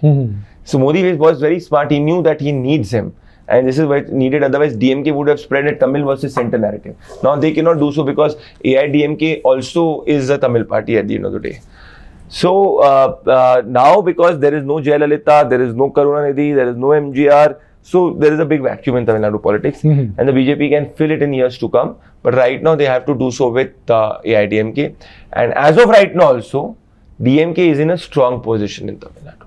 Right. Strong position. And I'll tell you what, I have seen that voter ideology, narratives, all of them play one important role. But if a Neta has delivered benefits to the voter on the ground, has not done significant corruption, has stood with the sukh and dukh of the people on the ground, then the voters vote in that neta irrespective of time. That is when pro-incumbency comes. So Naveen Patnaik, for so many years, has been in Odisha because the BJP is not, the other part has not been able to challenge it significantly. But at the same time, you see he delivering the benefits to the last mile. Voters, see those who are not very wealthy, lower middle class, or say even the poor, they want the politician to care for them. Yes. To give them their benefit. तो अगर एक महिला को घर जो पक्के घर में नहीं रह रही थी उसको अगर पक्का घर मिलता है उसके लिए बहुत बड़ी बात होती है. अगर उसके सामने हाईवे की सड़क बनती है उसके लिए बहुत बड़ी बात होती है. अगर उसको खुले में शौच कर रही है उसको टॉयलेट मिलता है उसके लिए बड़ी बात होती है. उसके बैंक में अगर 2-2.5 हजार रुपए जाता है उसके लिए बड़ी बात होती है. So and this is what is the beneficiary relationship which Modi has built, which Naveen has built, which Mamta built it, which what is this free, which you quote unquote some leaders call freebie, but these are the relationships which are built, right? Say for example, why could Kejriwal win in Delhi despite a massive campaign by the BJP in 2020? Because people, the lower of the pyramid thought कि भाई हमारे शीला दीक्षित के समय पे हमारे बिजली के bill बहुत ज्यादा आते थे, इसने हमारे बिजली के बिल को जीरो कर दिया कई जगह पे, तो इसको हम वोट करते हैं. Say why is free bus ride working at places? This is where it is working at places. So the voter at the bottom of the pyramid understands this. They want benefit, they want suvidha, but not at the cost of India's interest. Right. This is why, if you remember, that Nyay was brought by the Congress before 2019. Nyay was a scheme, they said that they will put X amount in the bank account. People thought that it's a game changer. And Congress had come after winning Madhya Pradesh, Rajasthan, Chhattisgarh. So it is not only that the voters are bikau and they believe in freebies. No. The voters went with Modi. Why? Because Modi for them had worked around the clock. Modi worked 24/7 for them. Not Modi was looked as a leader, जिसका intent सही है. तो देश के लिए सोच रहा है. So they did not care for a better benefit. So suppose if I have worked for my constituency round the clock, given them the suvidha which they need, the basic suvidha, and you come up and say that I will give everything free, people will not come to you because they will know कि यार ये तो खड़ा हुआ है ना मेरे साथ, ये तो benefit दे रहा है और सब कुछ free. Voter also understands जिंदगी में हर चीज हमेशा free नहीं होती है. But when he wants the suvidha, when he is lived in an era with high electricity prices, exorbitant electricity prices, he will be fine with zero electricity prices or low electricity prices. Right. This is how the voter understands it. This is where we put it. In fact, it's not just to do with the poor. Why is it that the big corporates also go towards the bank in order to write off their loan or ask them for, giving them more time to repay their loan where the business has not done significantly well? Because they want that comfort. Right. So the rich, when they can want comfort, it is justified. When the poor wants that comfort, that also has to be justified. And the poor is wiser, and the common man in this country is so wise that this common man in this country votes a Naveen Patnaik with 3/4 majority in assembly, but in the same state gives BJP more seats comparatively, 8 to 9 seats in the Lok Sabha because it was about Modi. So you have to give it to the voter. We are a democracy because of the voter of this country. Right. There is one part of India which is kind of significantly neglected, which is the far east or northeast of India. Over there, the state of Assam is the heavyweight. So how are the electoral dynamics there? Are they significantly different from? Very different. Very, very different. So I would say it was neglected. Now it is no longer neglected. Now it's no longer neglected. I'll give you a simple example from my personal experience. 2018, I had traveled in Tripura. When I had to go to Agartala, I did not have a direct flight. So from Delhi, I had to go to Guwahati. From Guwahati, I had to lay over to Agartala. Now in 2023, when I went, I had a direct daily flight from Delhi to Agartala. Okay. That's a change for me. Yes. From Guwahati to Meghalaya, earlier when I had gone in 2018, there was a 2-lane road. Now when I had gone, now when I went in 2023, it was a 4-lane highway. Okay. It's a change. I went to, extreme tribal areas in Tripura. I could see in, mountainous tribal regions of Tripura, houses being built through PM Awas. Okay. This for them had not happened in the pre-2014 era. housing scheme was thought. But its reach and execution on the ground is what, see, execution is what differentiates Modi from any other leader. Right. So even in those mountainous regions, you saw people having their pakka houses being built, and this for them was change. So now I feel that the Northeast is definitely not neglected. In fact, the facts tell us that Northeast is not neglected. India is building more highways faster than, say, a United States, faster. I was reading a data which told me that India is building highways at a faster rate than what US or China is doing this year. India in a day built more roads than what US or China could do in a day. So now we are working at a speed and a scale, particularly in the infrastructure domain. We have the tallest bridge, we have the fastest growing highways, and if this space continues, we will also beat China in the expressway network. Another example, I traveled from Delhi. Last time when I traveled from Delhi, it was a normal way. Now I use the new Agra, the Delhi-Mumbai expressway. A part of it is started till Jaipur. My car could go at a constant speed without any speed breaker, in the speed limit. So why will I not prefer a road transport? Indeed, I took a Vande Bharat from Delhi to Banaras. I had more leg spacing than a flight. I had charging facility available. I had excellent food. I could reach in 5-6 hours, which is equal. So if a 3-hour flight journey is equal to a 6-hour train journey, because a train drops you to a station which is in the center of the city. Yes. And you don't have to come 3 to 4 hours or 2.5 hours in advance. Yes, right. And it is more comfortable per se. So even for example, Northeast, what I am seeing is that more connectivity is taking place and more infrastructure and schemes are reaching at the last mile, particularly in Assam and other places. Politics is very different. Tripura politics is very different from Assam politics. Manipur, you are seeing so many, now you're seeing there are a lot of vulnerabilities attached there. I have not gone there after the incident which took place. We have to see. Nagaland politics, Nagaland works a lot on clans. Clans, yes. Clans. So, but Assam does not work in that way. Whereas Tripura also does not work in that scenario. Tripura has moved, the base of the politics has moved from CPM-led to BJP-led now. But it is between the BJP and the CPM. Whereas Naga is all on clans. What the clans want, that is what will happen. A lot of money works in these places. You think that the Hindi heartland drives the money. It is not. Please go to Nagaland. Please come to South. You will know how per constituency cost is more. It is much easier to fight an election in a UP, Madhya Pradesh or a Bihar, where it is more costlier to fight an election in a Tamil Nadu, Andhra Pradesh, Telangana, or even a Nagaland. I see. Yes. And with the way Himanta Biswa Sarma is working in Assam, I think he is positioned to, with his vision, what I can understand, he wants it to be a bigger growth engine for the East than what Calcutta and Bengal is. So yeah, in fact, now you come to Bengal, the politics of Bengal is unique in its own right. It has no relation to Nagaland, Meghalaya, Goa, Assam anyway. Yes, right. In fact, in Bengal also, North Bengal is completely different than South Bengal. Darjeeling, all those areas. Yes. Yes. So you come to this jungle Mahal, it has completely different politics altogether. South Bengal has a completely different politics altogether. So there is no one narrative there. Right. It's such a big state with more than 270 to 80 constituencies. So it is different. And if they say that caste works in UP, Bihar, I disagree. The caste is a factor more in the southern states than what it is in UP, Bihar. And even caste is an important factor in Bengal too. Okay. It is in Nagaland. It is again. It is more to do with tribes, and Assam also. Assam is also different, but it is not that much to do with caste per se. So yeah, everything has its own. I cannot fit. There is no one size fit all formula. But yes, one thing is common, that if you have worked on the ground, then you will get the votes, irrespective of caste line.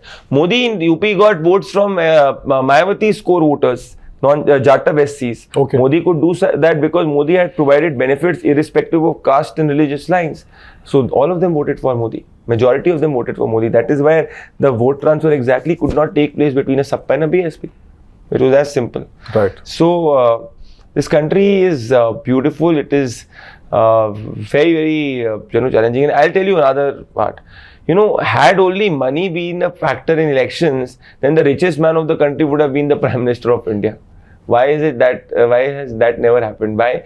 Because this country believes in struggle, sangharsh, and it also now needs to start respecting wealth. I think the biggest disservice which the politicians in our country have done in the last 60-65 years is that, and particularly Bollywood, absolutely. They should be ashamed of this. Yes. And I do not have any love lost, but I speak the facts that they always branded a Seth as a guy who is doing atyachar on the common man. Yes. This is exactly how the communists think.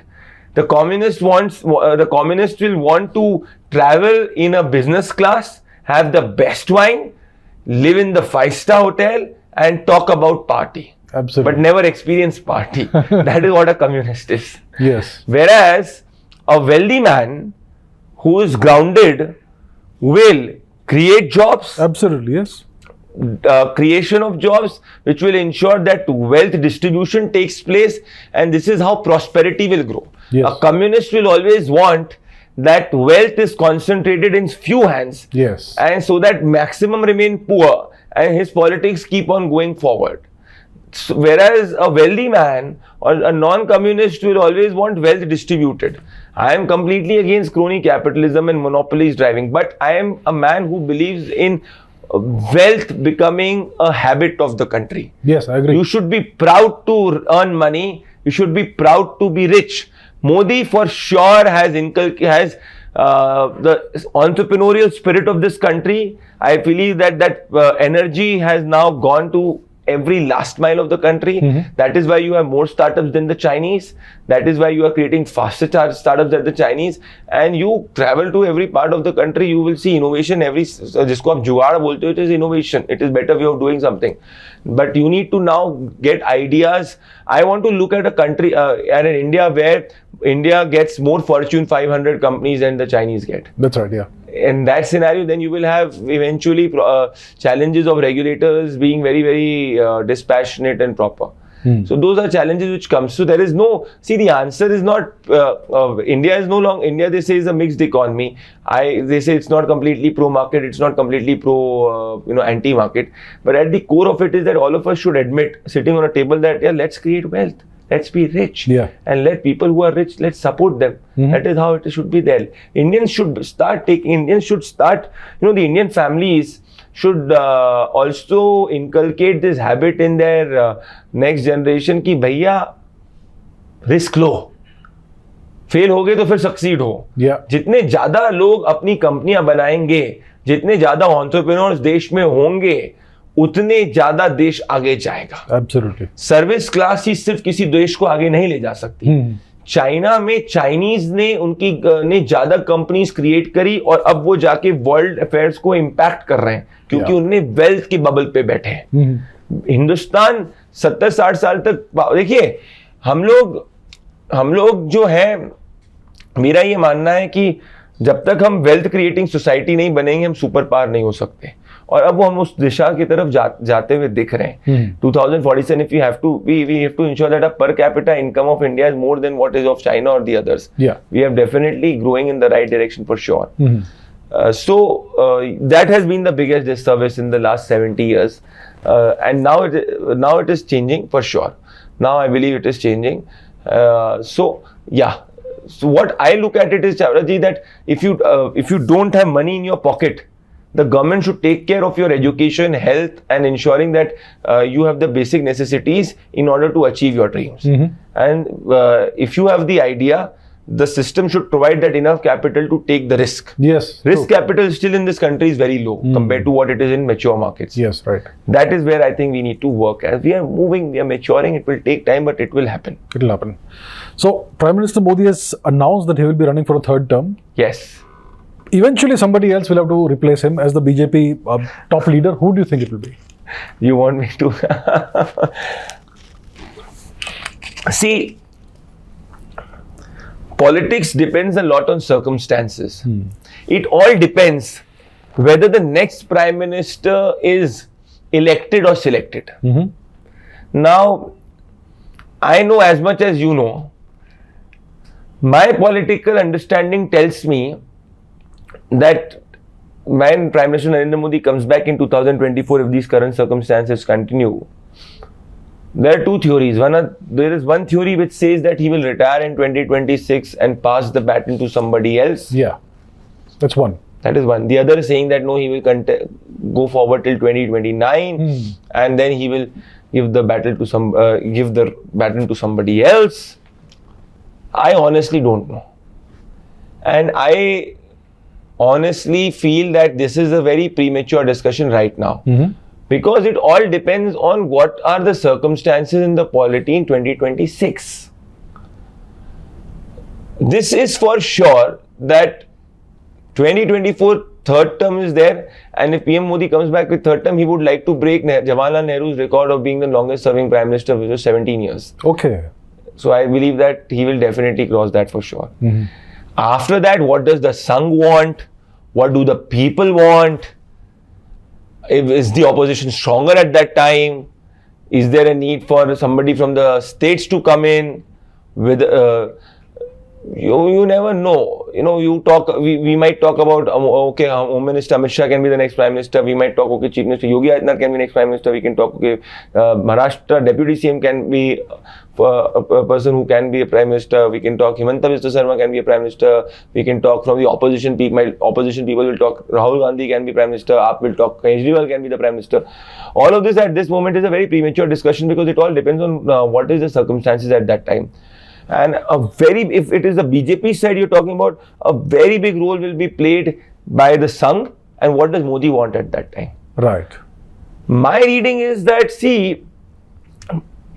PM Modi has achieved a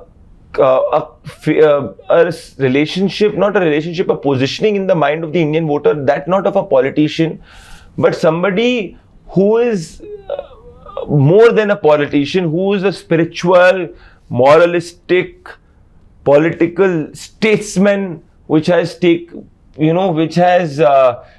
the India's global pride forward. So like there was a Nehru era, then everybody after Nehru started to speak about Nehru. Similarly, I believe this is the Modi era, where if the BJP, whosoever comes after the BJP, he has to take the Modi's legacy forward. Now it all depends. Modi would definitely want, when is the legacy established? Nehru's legacy could have been established because after Nehru, the guys who came took Nehru's legacy forward. Yes. Correct? Yeah. So Modi would definitely want that because he's worked so much for the country in the last 10 years, and at that time it will be more than 10 years, 13, 15, 17 years. So yeah. So so just correcting myself that Jawaharlal Nehru, just check it out, he had been the Prime Minister for 15 years, if I'm not wrong, for more than 15 years. Now PM, if he wins back, then it will be his 11th and the 12th. So he has to continue till 2029 to defeat that.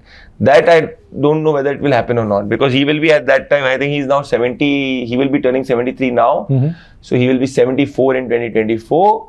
And around 26, he will be 75, 76. So it all depends on his health. If he's healthy enough, energetic enough, then why not he should go beyond that? Right, yes. So honestly, Chavda ji, I have seen these things from close distance. Who would have imagined that an NCP and a BJP will come together in Maharashtra?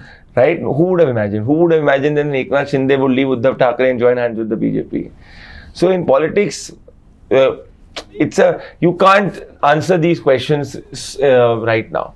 So I will hold my thoughts. I will not give you an answer just to get more views for sure, like a lot of people do. Because if I say it, it will be from a position of authority. I don't want to say that because people can interpret it in different ways. But what I can definitely tell you is at that time, it will all depend on what PM Modi wants and what the Sangh wants. Right. These are the two things. And ultimately, what's the choice? The choice is whether to take Modi's legacy forward or to get somebody who can build his own legacy. Right. And at the end of the day, what do the people want? And whether at that time, whatever PM Modi will say, people will accept it. So let's imagine a hypothetical scenario in which the next Prime Minister is selected, which means that PM Modi before 2029 says that, okay, I am passing the baton to person X, yes, and I am done.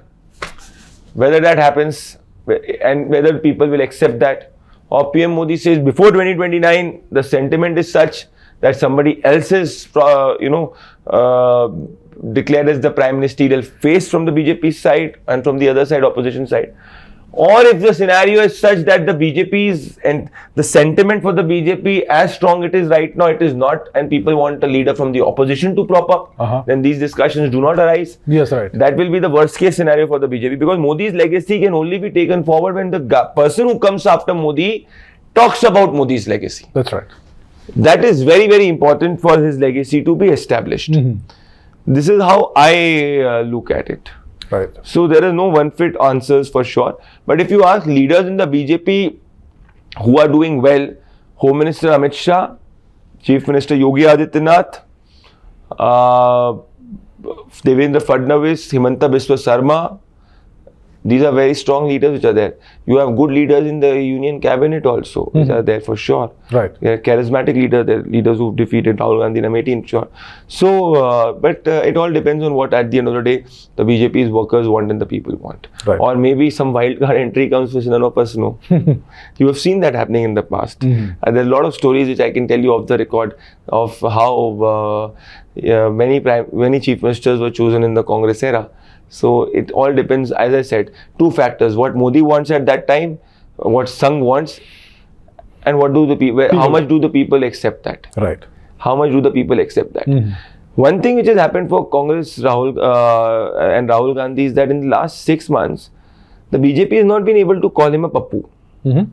If you see if you go ahead and see entire conversations across, he has not been called pappu like he was called before. Now, how far does this go has to be seen.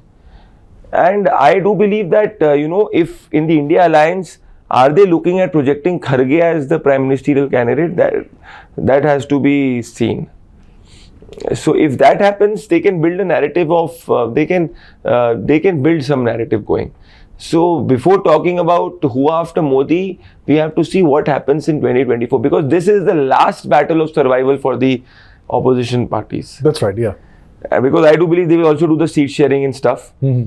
I feel they will do that. But what data is telling me on the ground, that vote transfer will not take place fully.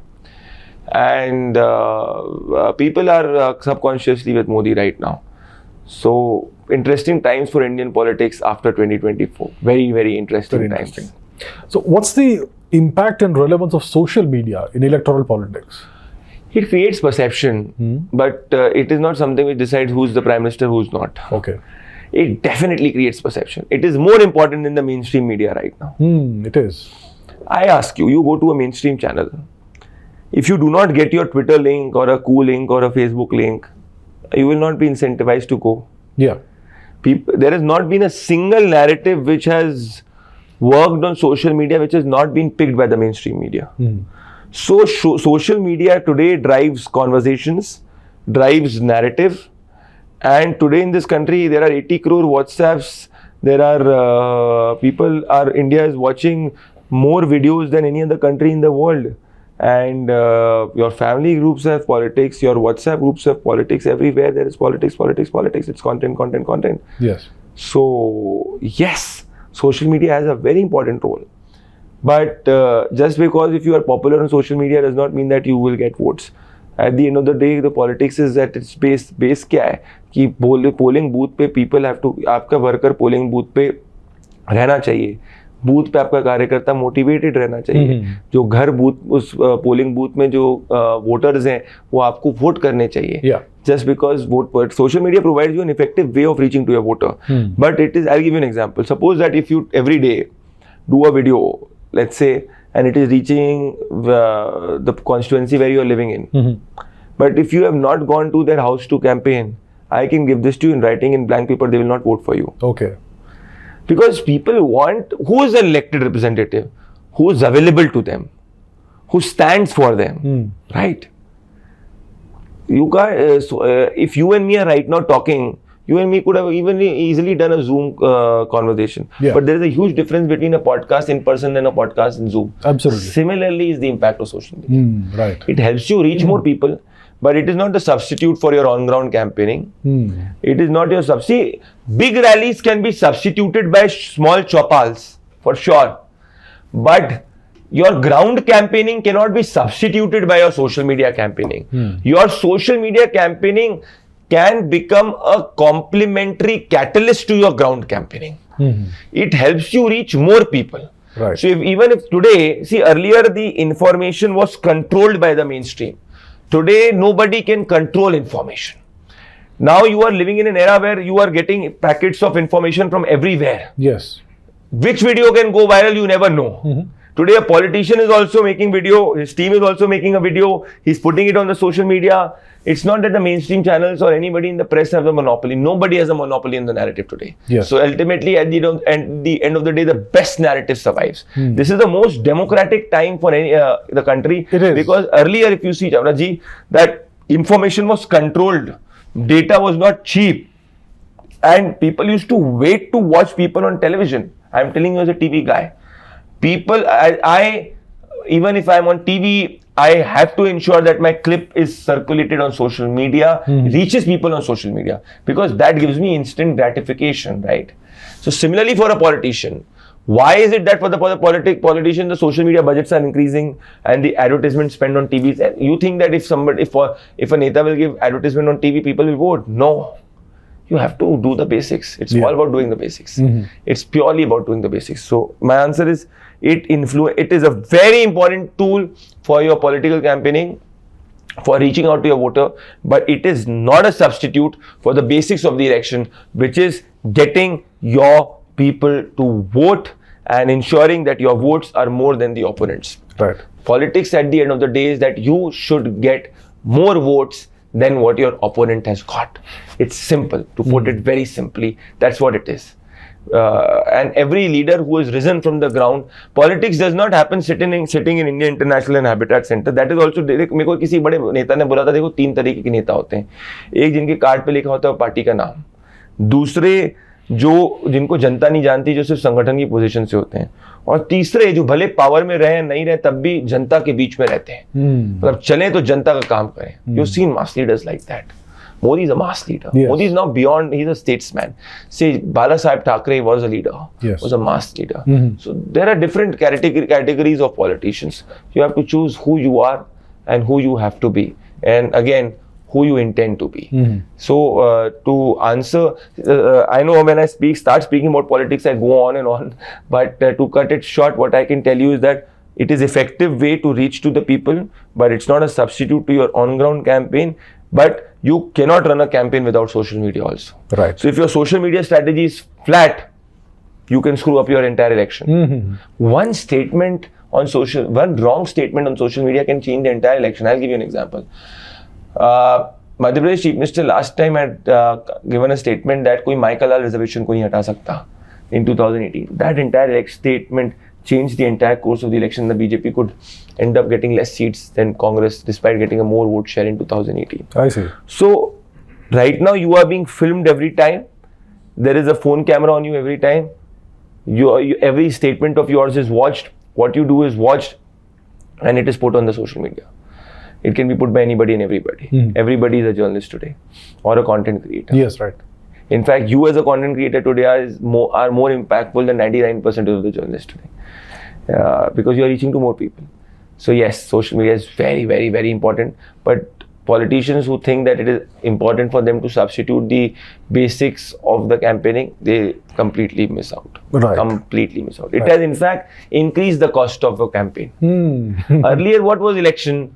You used to go to your voters, talk to them, reach to them, all of that. Now with these effective technologies, this gives you effective way of reaching out to your voter quicker, faster. And if your opponent is doing it, if you are not doing it, then you are again behind. Right. So you have to do that also. So it's an additional thing to do. Additional thing, very important thing. It's very important thing to do. It is basically you communicating. Let's say a TV channel or a newspaper or a say a podcaster like you has screwed a politician and that video has gone viral. Now, how will that politician put his narrative? He has to use a social media, right? Yes. So that's why there are social media armies, and it has also provided jobs to many people. It has, yes. It has. It has at least ensured that people are not frustrated. They can vent out their anger, happiness, or emotion. Yes, right. Yeah, that's how I look at it. So yeah, you can't do it without social media. I call social media people's media. Right. Because there is no controller to that, apart from the algorithms for sure. Yes.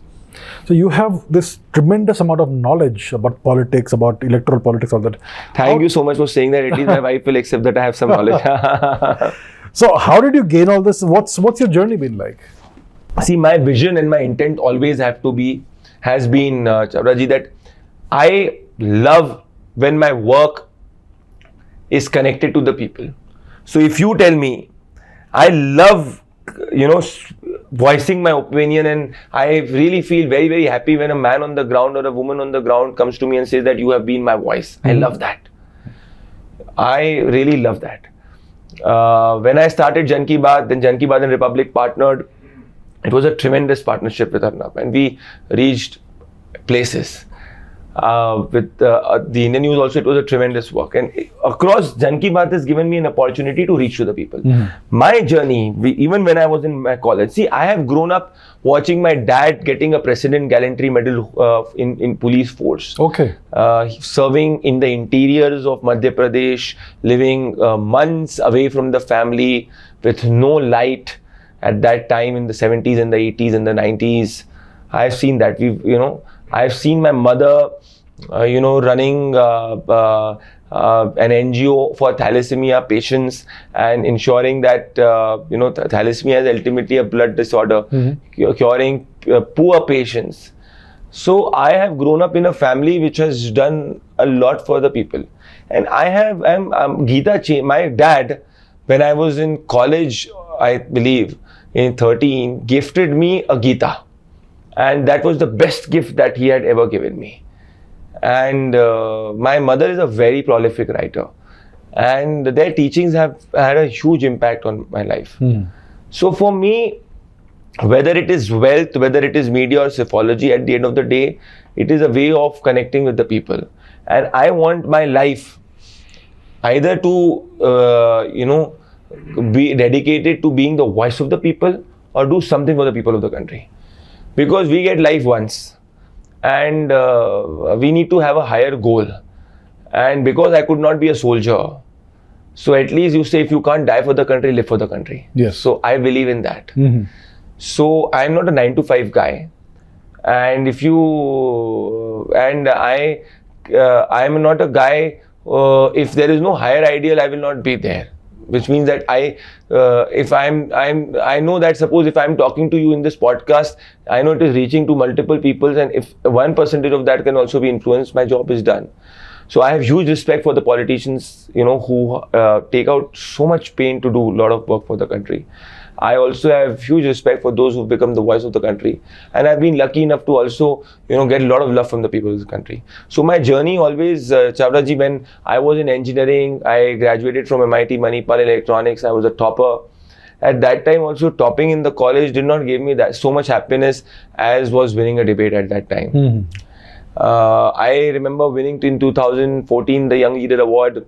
There was a youth parliament in Delhi, and I was the first leader of opposition to actually get the to win that. And so that gave me a lot of high. Or say when I come on TV or when I speak to you on a podcast, I love talking politics. I love talking what is temporal. I don't like to be doing things which are only for real per se. You have to. I want to ensure, and I love when my work impacts people significantly. So yes, I am very controversial, but I'm not consciously controversial. When I take a stand, see, if my journalism, that also happened all coincidentally. What I have learned is that everybody gives news. People don't want news readers. They want opinion makers and opinion. And I have learned whatever is traveling across the country. So if I see something is wrong, I say that it is wrong. For you, it might be right, but for me, it is wrong. So that is what happened in Maharashtra. Or say in post-poll violence, when it happened in Bengal, at that scenario, a victim from one of the families of Abhijit Sarkar who passed away, who was killed only for expressing his political opinion in Bengal, came to me because nobody in the media was picking up their voice. And for 15 days I ran that campaign. The mother cried in front of me on air. Thankfully, the Calcutta High Court ordered a CBI, and that was the first step to justice. So I felt very, very, very happy. At least I could play a role. So yes, I believe in going to the masses, reaching the masses. People give me the energy. When I am in front of speaking in front of a lot of people, I am a very, very different person. People who know me will tell you that we have started this campaign called Making India a Developed Nation with the youth of the country, where we've done around 10 programs in Indore. And I've not used a single piece of paper while speaking to them, because I just connect with them in that way. So my journey has always been, I started formally as an engineer, but in my school days, I was a very, very good cricketer. I got a chance to play with Glenn McGrath also. I see. Yes, in Australia. Because again, there the passion was always that you're playing for your city, you're playing for your school. Sports teaches you team spirit. It does, yes. And always debating excited me. So in all whether it is my school, my college, or now, I've always been a good student at my craft. But I've always been a very opinionated student. So that's why permanent bureaucracy did not work for me. It was the civil services and all. And I was a very highly politically opinionated person. And I used to love watching these debates in the parliament. I used to love watching, the TV debates and stuff. And I used to love going to these MUNs and the mock parliaments in abroad, US, UK, and winning them, because that is what I am. And after my engineering, I got a very high paying job in Bangalore in one of the very top engineering companies. It used to give me it was a life of comfort. But I really got bored. And after around a year or so, I left that. And then we started from, then I started in Indore. I taught in one of the government schools in 10th class. And at that time, I was preparing for my civils. And in 10th class, and that class, everybody was from MP board. It was a pink flower public school. And after 4 years, when I came out of a TV debate, I got a random call from one of the students. He said, "Sir, पहचाना मुझे?" मतलब नहीं, बोला आपने मुझे 10th में पढ़ाया था पिंक फ्लावर पब्लिक स्कूल में, और मैं अब IIT में आ गया हूँ. Can you imagine that? So not being a teacher, but it gave me a form of expression at that time when I was preparing for the civils. And when I came to Delhi, again I joined the research think tank. But I am not a guy who can only be in front of a computer, just making Excels, writing things. I want my work to be seen by the people, and I do believe that that is what gives me a lot of happiness. Wealth is definitely important, but wealth cannot be an end. It has to be a means. Yes. It has to be a means for one larger thing. This is how I look, and I always believe that good men should reach significant positions of importance in this country, because that is how the country will change. Ambedkar had said at one time that the constitution is just a mere piece of paper. If it's about the men who ultimately, ensure that the constitution is followed in letter and spirit, it will become the guiding document. That is how it is. Similarly, in whatever field you are, you should always ensure that you reach the top position. So here, my journey has always been, I have believed in this funda of Gita, which says that just do. I have experienced myself thinking a lot and doing a lot. I felt myself as a better person who's doing a lot.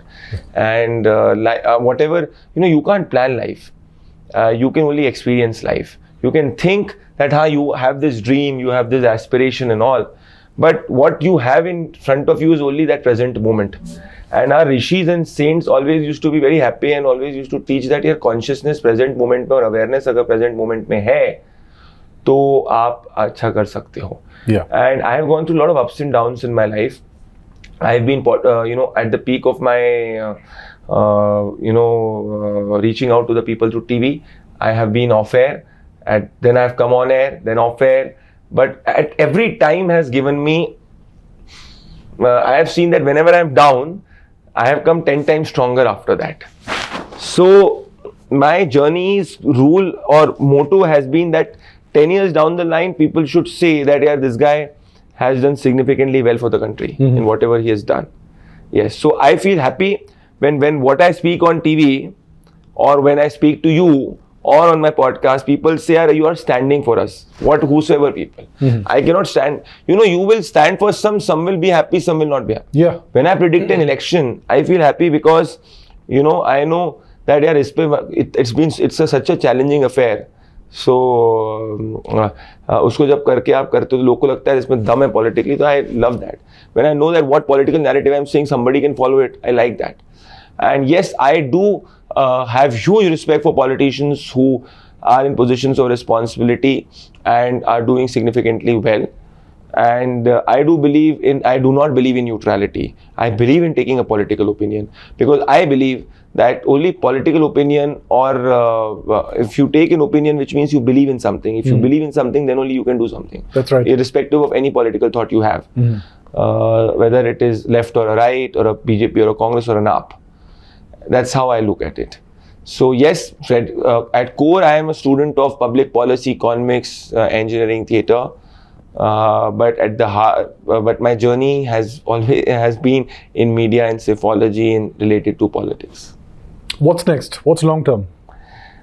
See, long term, as I said, you will see me. Long term, I see myself doing significantly good for this country in a stronger position than what I am right now.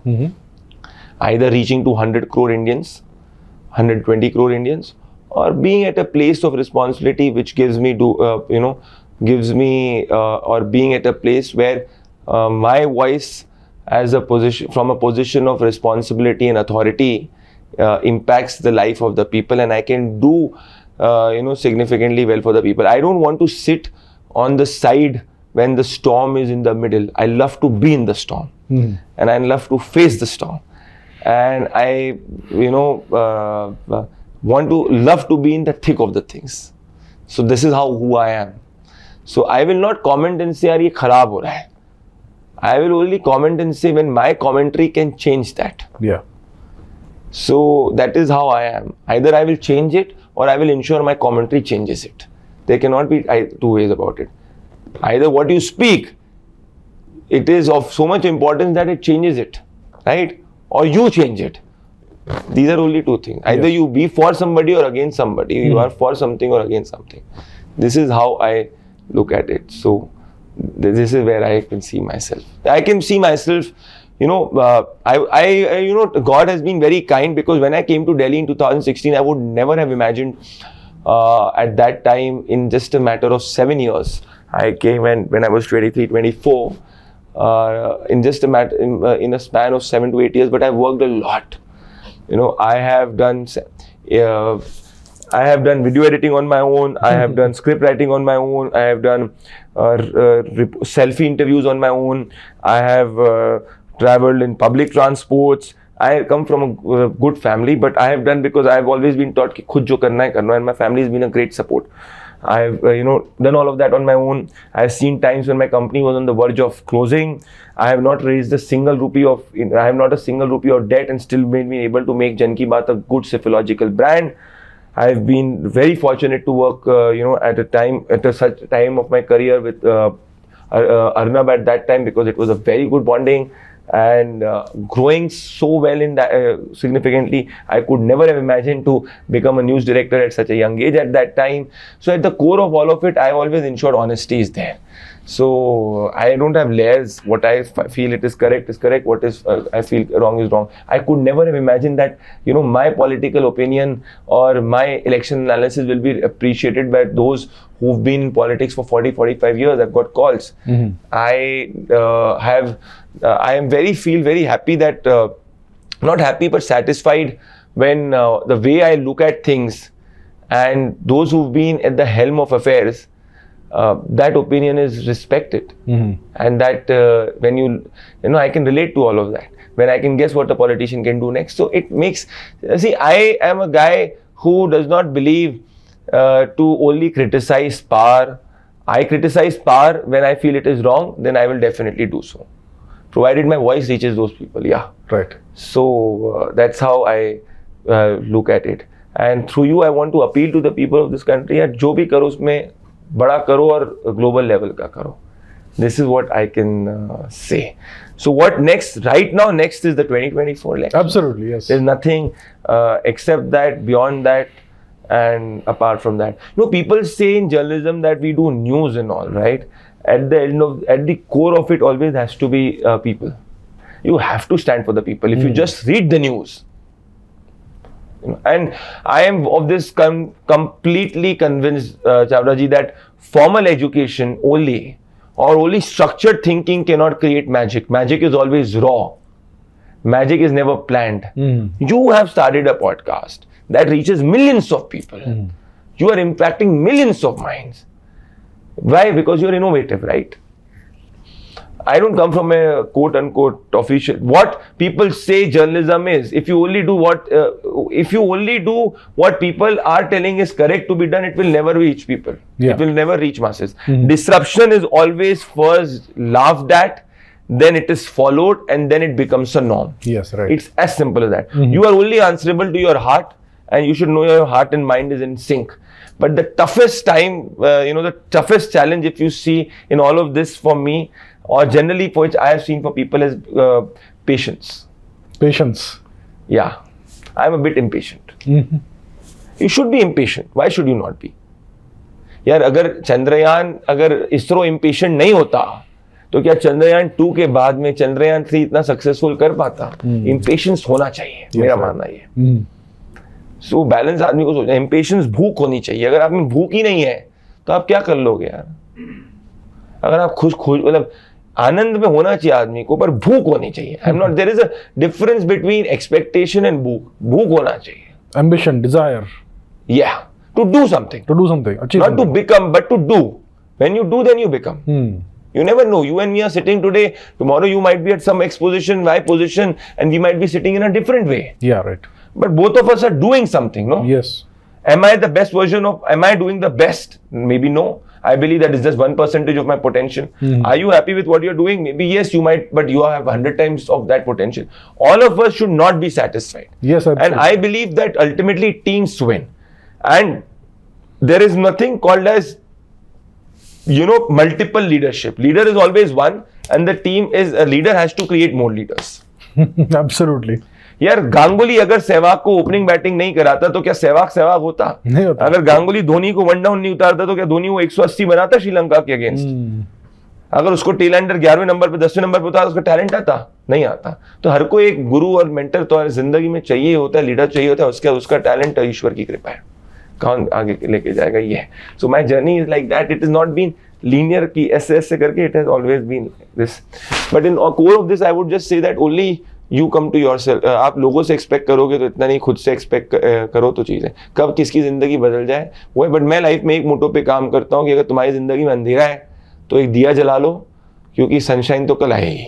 तो या तो तुम्हारी ज़िंदगी में सूर्योदय है या darkness है. मान लो तुमको लगता है डार्कनेस है तो दिया जला लो तुम्हारे हाथ में, क्योंकि डार्कनेस के बाद तो रोशनी आनी ही, ये प्रकृति का नियम है. और रोशनी के बाद थोड़ी डार्कनेस आएगी, ये भी प्रकृति का नियम है. That is how I look at it. Thank you very much for a fascinating. I hope I did not bore you. Absolutely not. Very interesting. Thank you so much. Thank you. Thanks a lot. Pleasure to speak to you. Thank you. So that was the conversation. Hope you liked it. If you enjoyed this, please share this on WhatsApp and other media. Thank you very much, and I'll see you soon.